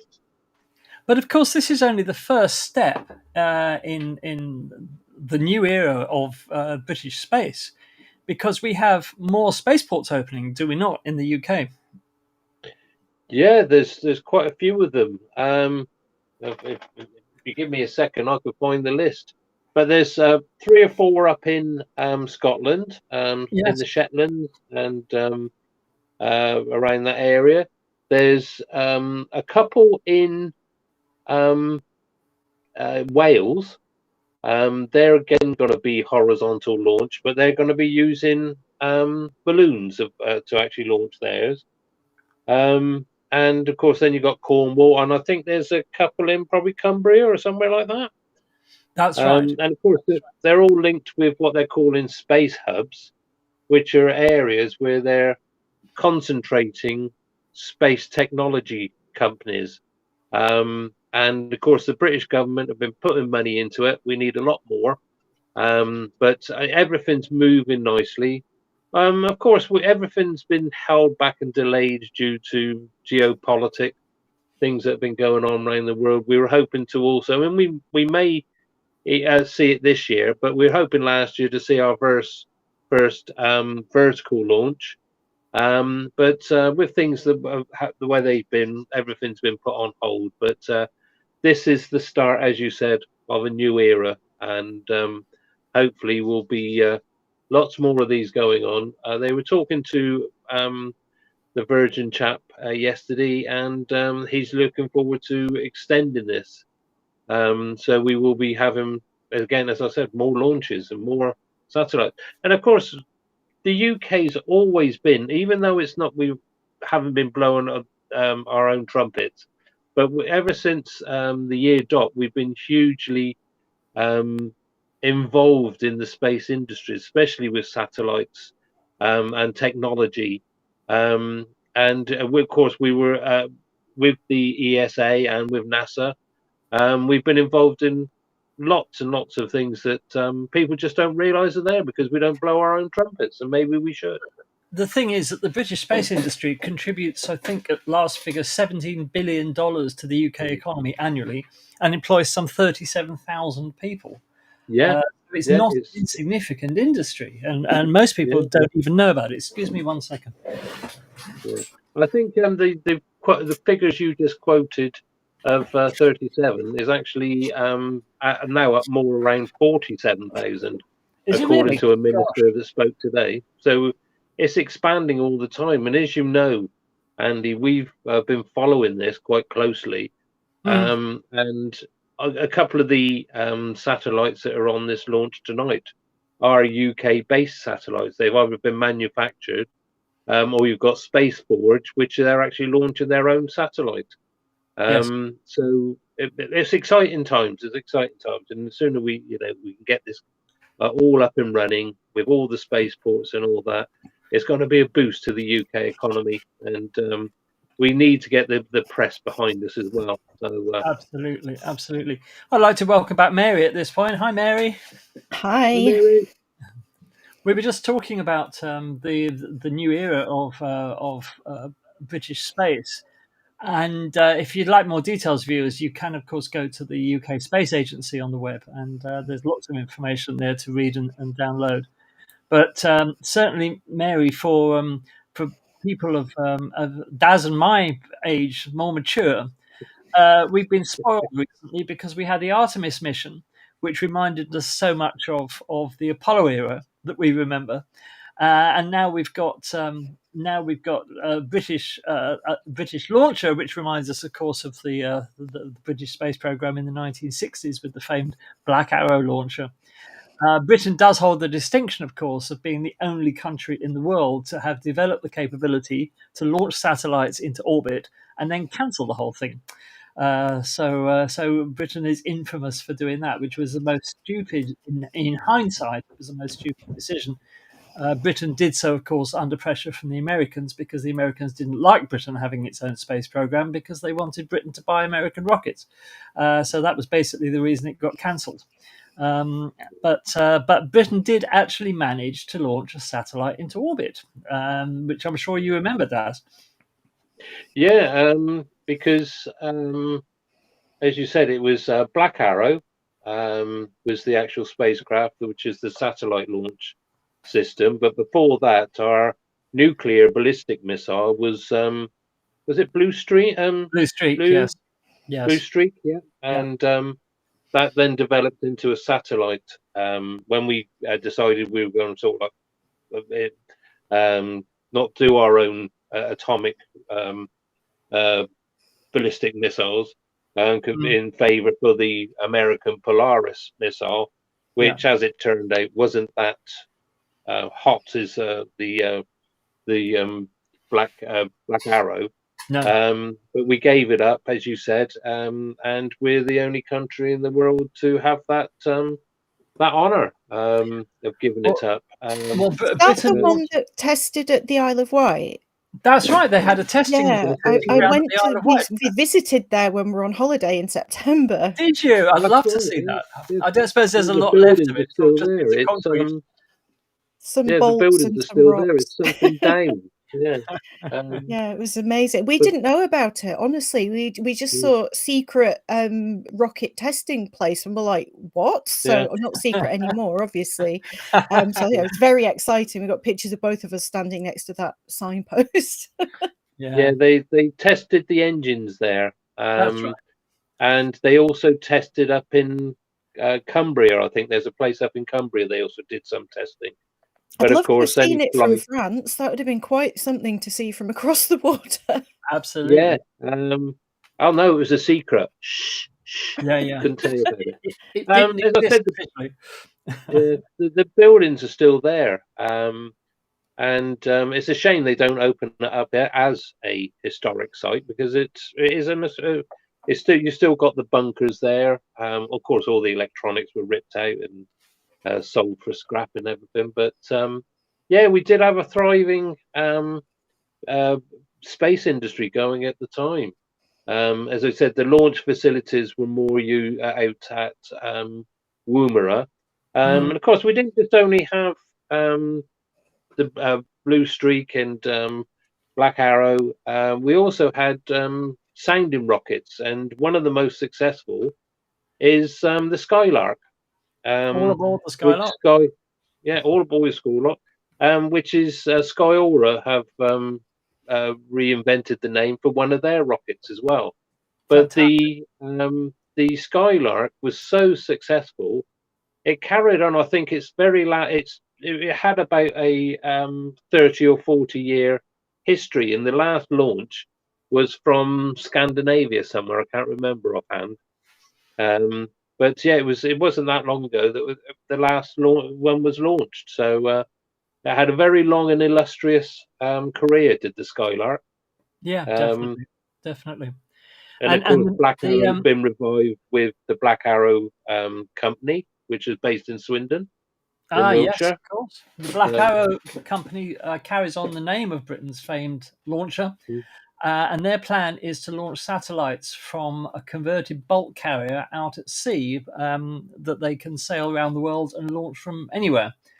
And that's another British company that is coming up. I haven't heard anything about them recently. Perhaps you ought to invite them on the show, Daz, and to have a chat with them, because we've interviewed them before on the show, and they were telling us all about it.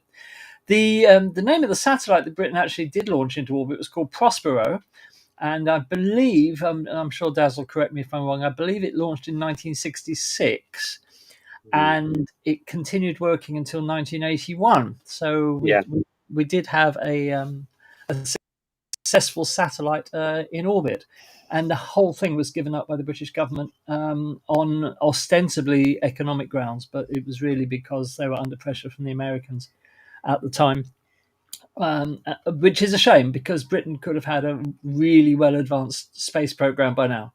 We might even have people going to the moon, for goodness sake. I know it sounds silly, But 50 years ago, Britain had the capability of launching satellites, and who knows what we'd be doing now if the whole thing hadn't been cancelled.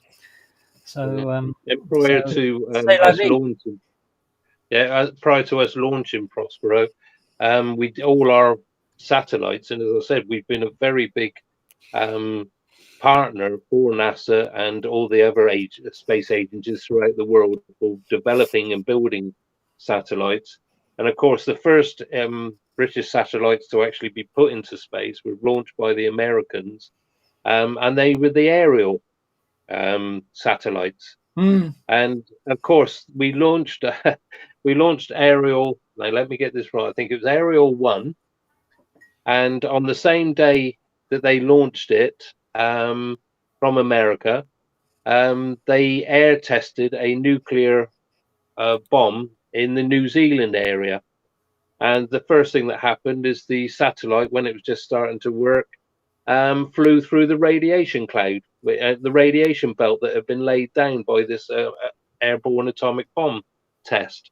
So it basically destroyed it in one go.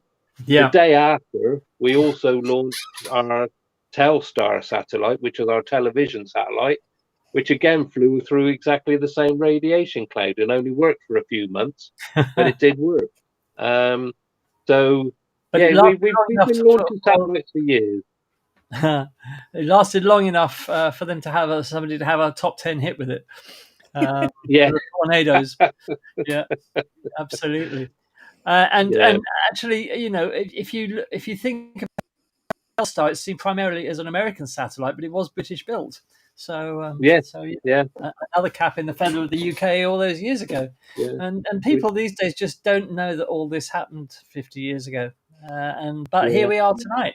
And Virgin are now saying that the expected takeoff of Cosmic Girl from Spaceport Cornwall is expected at 1 minute past 10 UK time, which is I don't know. My brain's gone. I don't know where I am, what time zone I'm in at the moment. But yeah, it's in about 20 minutes anyway. So 20 we've got minutes, yeah. just over 20 minutes to go until the Virgin 747 Cosmic Girl. In fact, the mission is called Start Me Up, which is named after a Rolling Stone song. And of course, the 747 is called Cosmic Girl, which I assume is named after the Jamiroquai song. So it's a very musical evening, one way or another. And we're currently looking at... Sorry, go on. Yeah, sorry.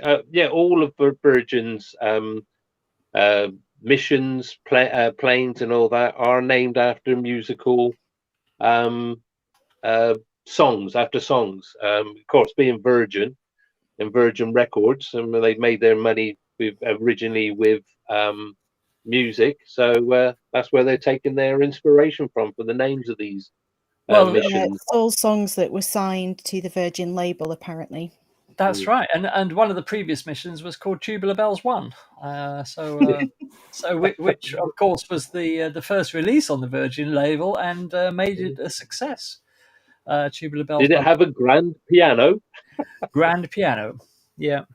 And two slightly distorted guitars. Yeah. I've got some great stories I could tell you about Viv Stanshall because my mum's cousin, who sadly died last year, he used to be good friends with Viv Stanshall. He used to tell me some absolutely amazing stories about the days of the Bonzo Dog Doodah band, and he said he opened his front door one day and Viv Stanshall was standing outside, totally drunk as a lord, covered in mud from head to foot, and he'd been out on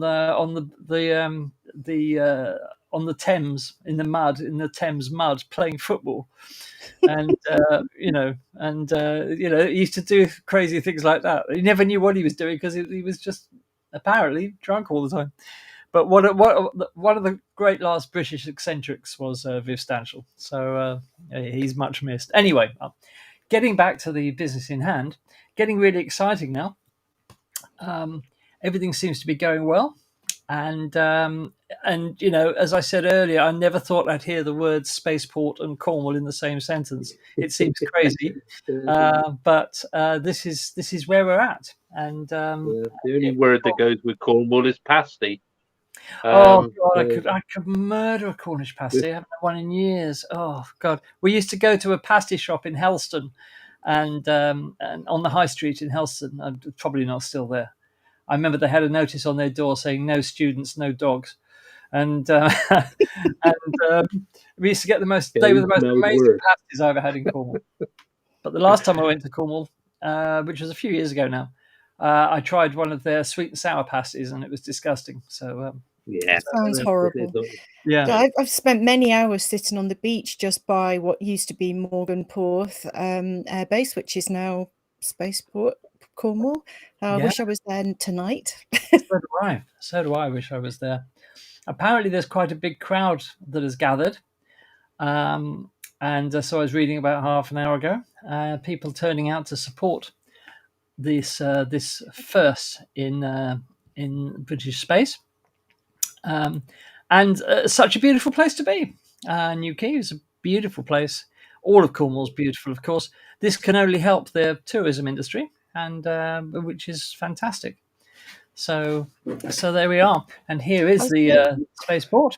Here's the live view from it. We're looking at the converted 747 Cosmic Girl, and it doesn't look near ready to take off yet. But we're just going to babble on incessantly because we have nothing better to do. So we'll keep you I was company. quite fascinated reading about the payloads on this mission, particularly the Forge Star payload. That is really interesting. I don't know if you guys have read about this, but they are wanting to demonstrate the ability to manufacture metal parts in orbit, because building metal products in a lower gravity makes them stronger. And at the moment, there are limitations on bolt strengths on things like wind turbines and water propellers and stuff, and the bolts break if you have wind turbine blades above a certain size. But if you can manufacture those bolts in a microgravity, they can take more strain. And it's really fascinating. And apparently, I didn't know this until earlier today, that because of the way that metal's crystalline structure works, if you put two pieces of metal together in 0G, they completely bond and you'll never get them apart again. Really? I didn't know Yeah, that. because on Earth you have that slight oxidized layer on the outside that gets ablated off in space, and the way that there's like a cloud of electrons around the outside of the crystal structure within metals, and the minute they touch, the electrons don't know which bit they belong to, so they totally fuse, and it's a completely unbreakable bond. So that That's is so amazing, Mary. fascinating to me. So fascinating. I think My that's your husband did next talk, isn't it, on Mary? metal stress testing, so I've got an expert in the house. That's I amazing. think that's your next talk for you, Mary, describing how that works. But Yeah. also, with as you said, Space Forge, that's what they're planning to do, manufacture in space. But also, these satellites are going to be designed to return to Earth to be reused. So when they come back, they'll strip out the old thing, they'll put in a new system to do another job, and then they'll send them back up again. And this Space Forge this time, from what I understand, they're not actually doing any bonding, but they're testing the re-entry systems. Yes, that's so right. that they can. So, but yes, there's some really good stuff going on here, and of course it's Cardiff. So they're all from Cardiff. Indeed, So, indeed, welcome and aboard. yeah, because there's not much point manufacturing stuff in space if it burns up when you try and get it back. So I yes, think in orbit manufacture is going to be so important in the future, especially if we're sending parts to other places or if we want to build stuff on space stations. It's an important part of our kind of space exploration future. Absolutely. So, And the the, reusing stuff is important as well. Yeah, exactly. Yeah, that's Yeah. what it's going to be about. And of course, saying that, we are also big in space debris removal. Well, We're Britain the lead in the leader. world in space debris removal. Yeah. There's something else people don't appreciate. Yeah. So we're planning to clean it up while Elon puts more up there.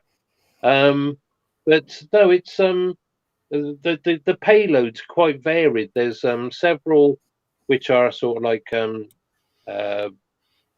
location things, and one of them, if I remember right, is a European collaboration, and I think it's called Dover, Yes, and over. it's actually they're designing it to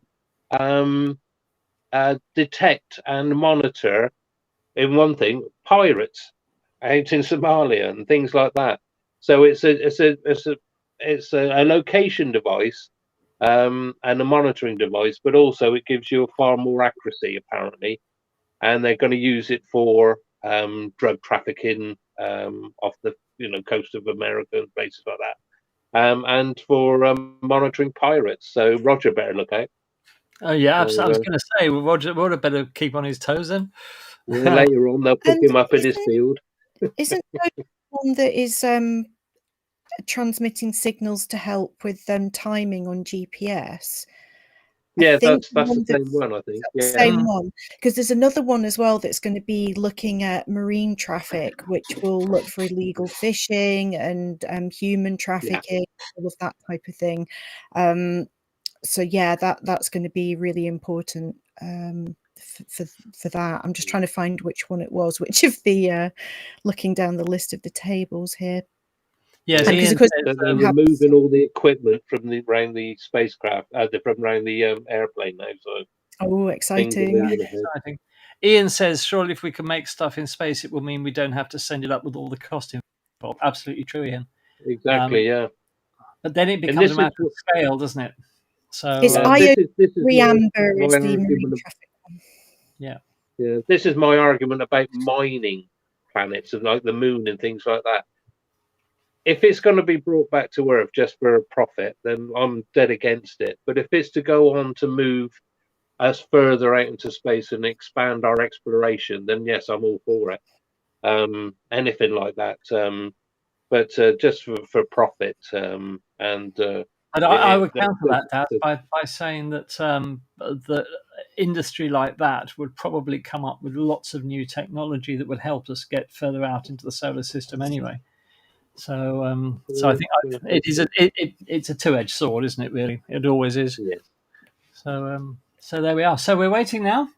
Expected takeoff time is still at 10:01 p.m. and of the Start Me Out mission, and we're just waiting. Thank you so much for joining us. I see we still have 22 people watching us here. Thank you for being here. We're very glad to have your company, and we hope that if you've been watching us earlier, we hope you've enjoyed the evening with us, and we're getting all excited here. So how long have we got to go now? About just over 10 minutes. So it looks like they've removed all the cables and umbilicals that were attached to the aircraft, and we're now looking at the track over the ocean where it's going to fly, and then off island it's going to basically go round in a pattern, a holding pattern, and then there'll be what's called a hot pass, which is the final lap, if you like, of that pattern, and release the rocket, which will then ascend into orbit, carrying those incredibly interesting 9 satellites. The aircraft will then return to Spaceport Cornwall, and mission accomplished. So, yeah, I see we still got Anne online. Maybe she'll be able to look out the window and take some photos for us. Yes, I don't know what the weather's like in Ireland tonight. Have you got clear skies over there, Anne? So tell us what your weather's like. I don't know what's happened to our raving reporter Roger. He was planning to go out into again and be an expert in his field, literally, and try and get some shots. We'll see if he manages to do that. Quite an exciting evening, one way or another. And Kevin says, great fun listening to your banter while we wait for takeoff. Our pleasure, Kevin. We aim to please, as always. So thanks, guys, for being here. We do appreciate it. In the I've meantime, alerted everybody in the UK Meteor Network to keep an eye on their cameras, because even if we just get the 747 flying across the screen, it's a historic streak of light to have on the Meteor camera. Yeah, exactly. Yeah. I mean, they did put a map up where they said people should be able to view it, and according to the map, I should be able to see it. And I think even Andy in the east of Spain should be able to see it as well due to the altitude. That's what they were saying when I found it. Yeah. So, I think big I could band see of it about cloud 6 coming, minutes. unfortunately. I don't even know if we've got clear skies out there. We did have earlier. It We've was had a, here, yeah, but I think it's starting to cloud over. There's a huge band of cloud going across that part of England at exactly the time we don't want it to be there, obviously. I saw that out in the Atlantic, and I thought, oh my goodness me! But Virgin did say specifically that even if they have heavy rain, they can still launch the rocket. The rain won't put them off at all. They'll be going up above that anyway, won't they? They'll be high enough. Well, yeah. I mean, yes, I'll be at 50,000 feet. So, but even on the way up, they said if it's raining as the aircraft is ascending, they won't cancel it. It's fine. So, so there we are. Right. Ian says, I doubt I will here in Inverness. Also, you're really far north, Ian.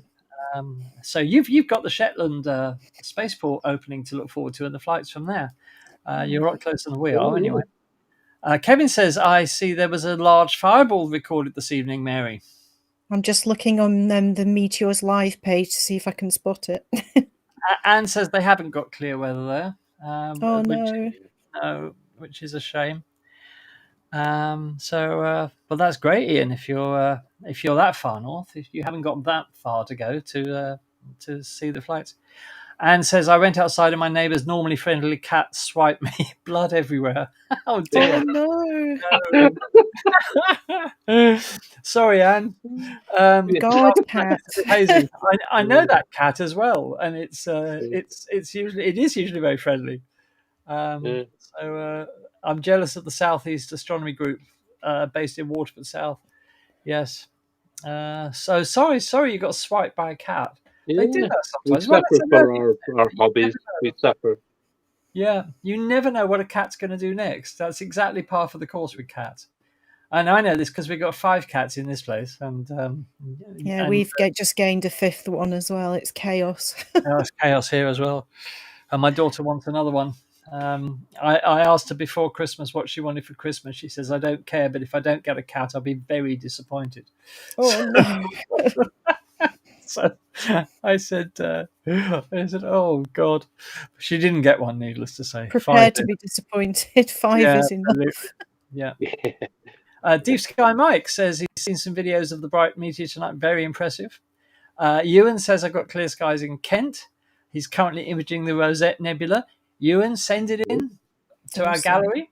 Does anyone know what time the meteor happened, by the way? Because the Meteors Live page fills up so quickly now we have so many cameras. Yeah, I don't know. No, I was talking with you guys, so I didn't see anything. No, I don't know. I didn't either. And anybody out there know what time the meteor was, just out of interest? So Mary can track it down. Ewan must have solved his camera problems because he left earlier because he was having camera problems. So that's good. Yeah, that's good to hear. Yeah. Anyway, Anne, hope you're okay. Hope you got a plaster on it. But cats are like that. So 8 o'clock-ish, says Kev. He thinks. Oh gosh, it's probably going to be off the end of the screen by now. Yeah. We've got nearly 200 cameras now, so each of them uploading to the live stream means that we fill 100 pages really quickly. Oh gosh, so you've got to go back some way then. 8:01 says Deep Sky Mike. 8:01, okay. Is that? Oh yeah, we are in UT again, aren't we? Okay, we should just still be on here. Let me see if I can find it. I wonder what that was then. My favourite experience of the last few years was that I came out of our local station about 6 o'clock in the evening, and there was blue sky, and it was in summer. Or it's towards moving. the end of summer. Yes, it's moving. Anyway, I came out of the station. It was daylight, and I looked up to see a daylight fireball, which I'd never seen before or since. And it was truly amazing. I was just mesmerised. And I got back and looked it up on the network, and it was actually a lot further south than it looked because I could see flames. They always are. Yeah, and it was down in the down. Oh in the boy, this is a cracker! I found it. Is it? Yeah, that's a long track meteor. That is amazing. Oh, fantastic! Looking forward to getting it, and it's really bright despite the bright moon. So that's great. Yeah, Mark will be busy solving that tomorrow, I suspect. Great. Well, ladies and gentlemen, Cosmic Girl is on its way. It is taxiing, ready for takeoff at Spaceport Cornwall. And we think it'll be about an hour after the launch of the aircraft that it will release the rocket. So we do intend to at least be here for you for that. Although we might go away and get a drink or something, have a break. But there we are. And this is a site that has been a long time coming. What with all the constant delays over getting the license for this flight from the Civil Aviation Authority, to the technical problems they had just before Christmas with the rocket. But all is looking good now for this launch from Spaceport Cornwall. And let's just make this a little bigger so that you can see what's going on.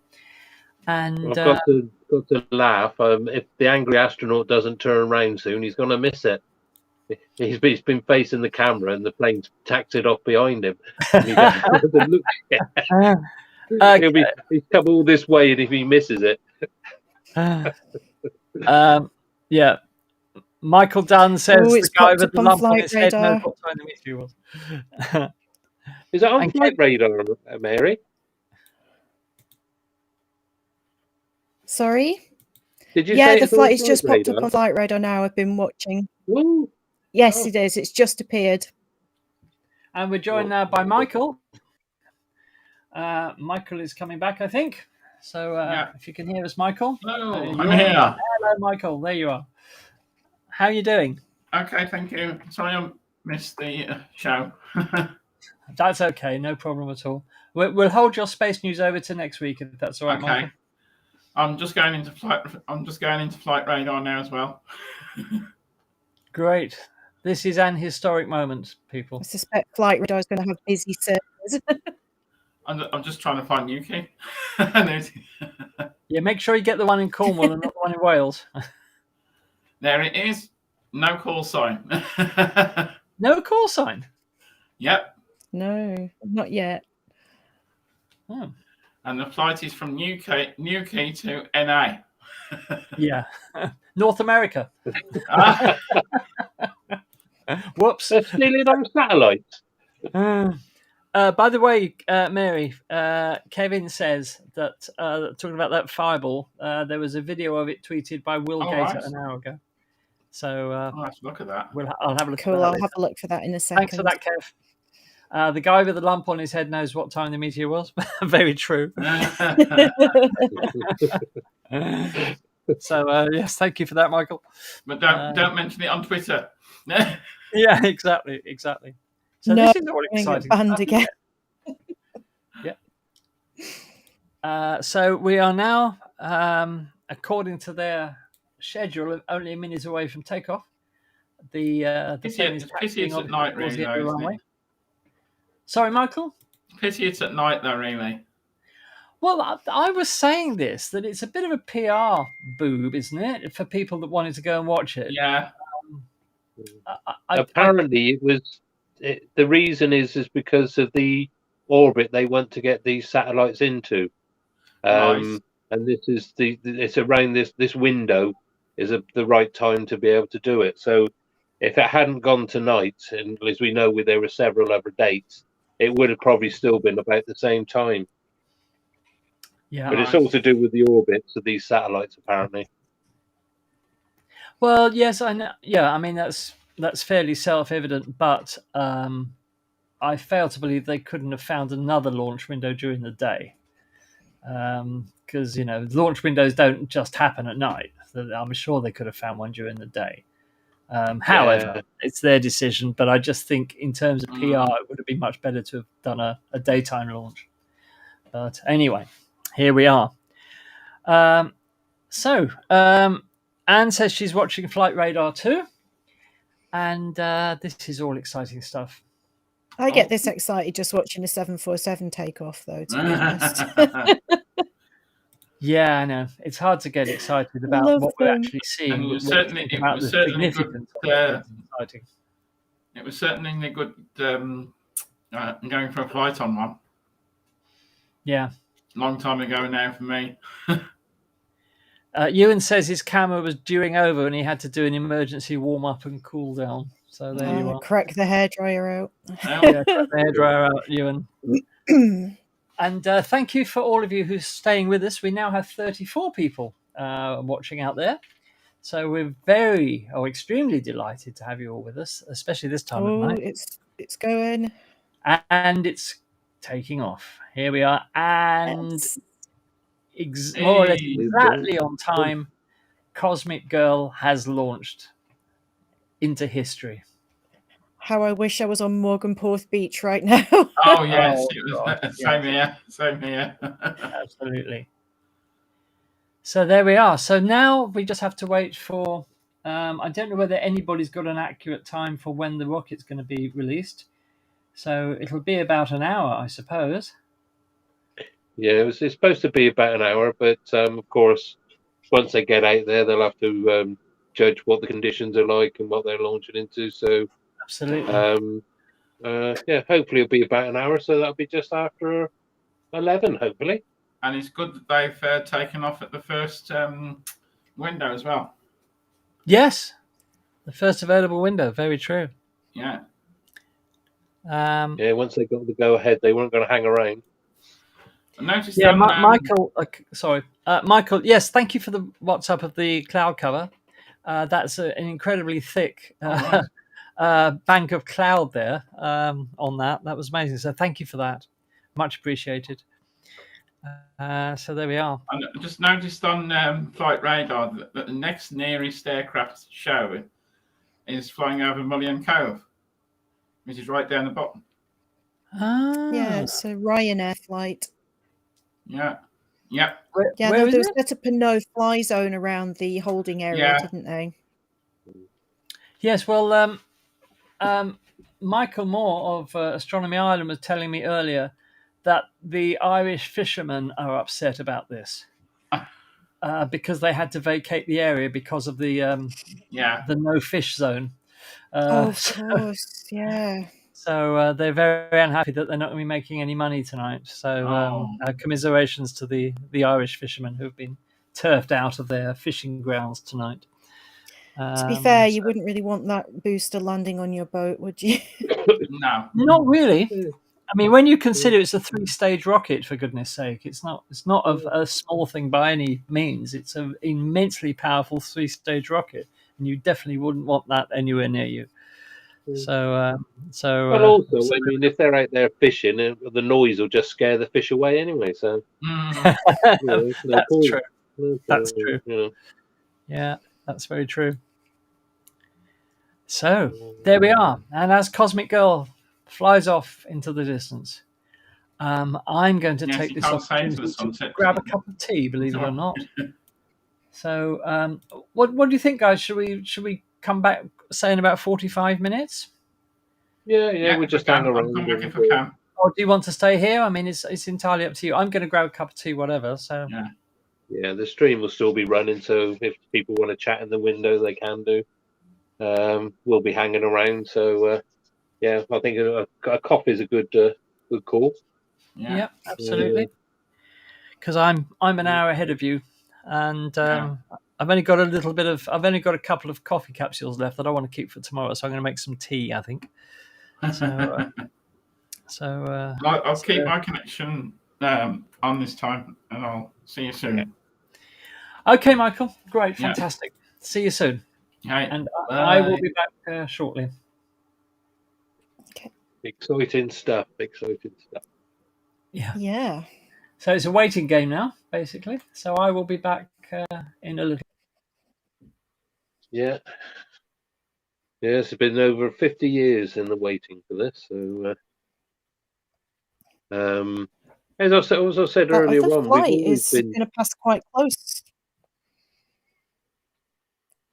Sorry, carry on, Daz. I was saying that other flight, the you Ryanair flight, carry is on, actually going to pass fairly close to Newquay now, although the other planes have gone out of the way. I didn't expect to see any passenger planes anywhere near this, but there you go.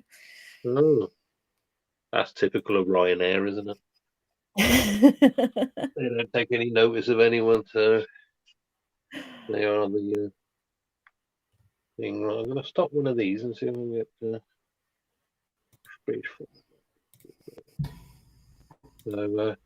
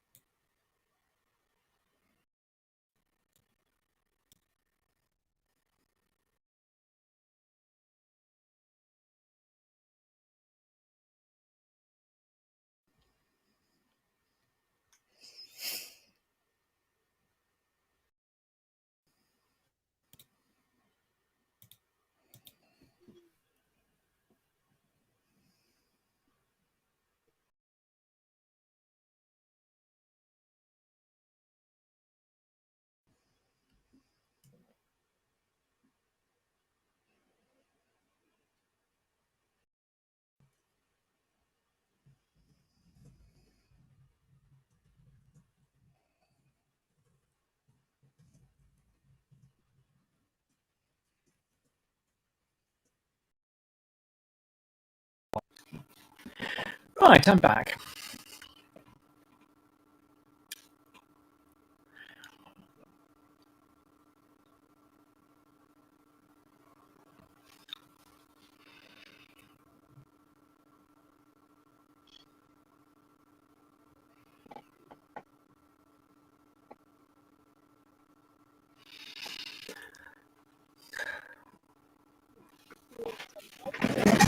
Or 7 after the rocket is launched, because it has to go up into a kind of 25-degree climb to clear the area around the rocket.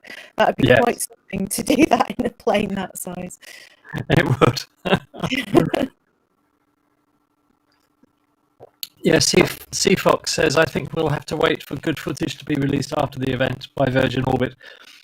But it's history. The wait is history. So, which is absolutely true. At least we can say we were here. Something to tell your grandchildren about. Don't worry about the typos, Fox. We all do it. So, so there we are. We know what you.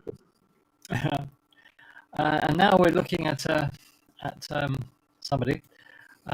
But shall I put the sound on for this, and we can listen to it? I think the chap on the left, I think he's a British MP or something. Oh, really? Should we listen? Could be wrong. Yeah, go on, let's have a laugh. Okay, let's have a laugh. I'll just put the sound on. If he's done his homework.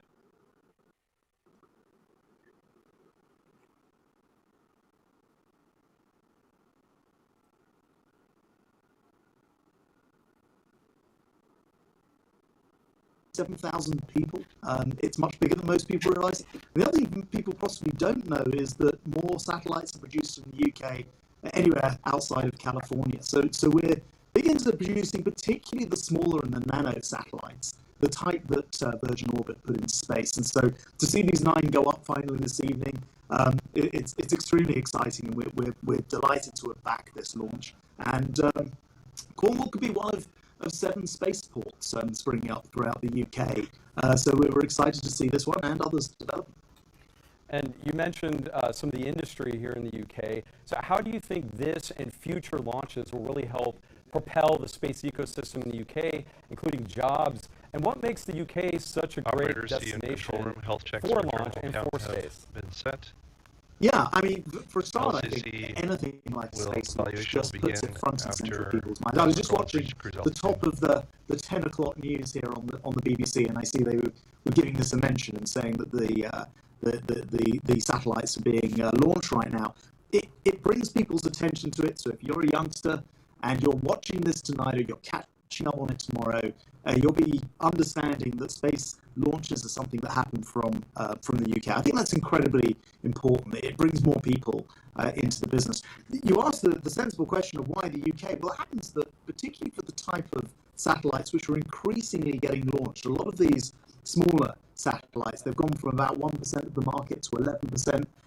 We think that over the next decade or so, there'll be huge opportunities, probably about £15 billion worth of launches of these smaller satellites. The UK happens to have the right location, in other words, geographically. We've got the right science with, 7 of the world's top 20 universities, and we've got the right industry combined with government to help all of those things stack up and ensure these launches can happen. And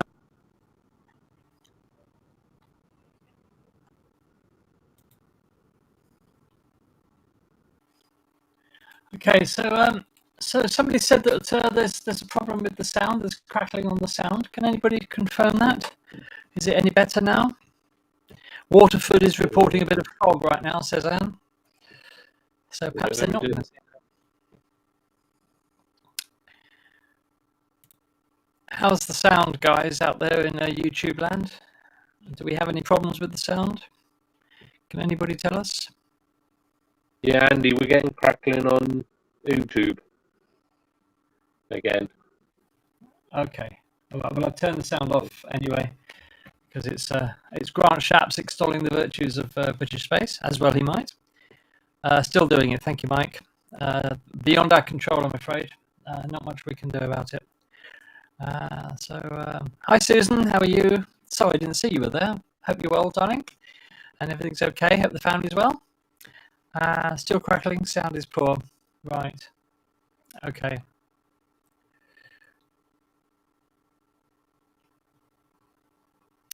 Okay, what I think we might do then, while we have the opportunity, is to kill this live stream and restart it, because I have a feeling it's being caused by memory leakage, degrading the sound, and I'd like to test whether that's the case. So, ladies and gentlemen watching, I think what we're going to do is to curtail this and immediately come back again. Is that all right with you two, Daz and Mary? Yep. Yep. Okay. Fantastic. All right then. Well, we will see you very, very shortly. It's best that we do it now before the launch, I think. We will end the stream, but we will immediately restart it and see if that cures the sound problem. We'll be right back.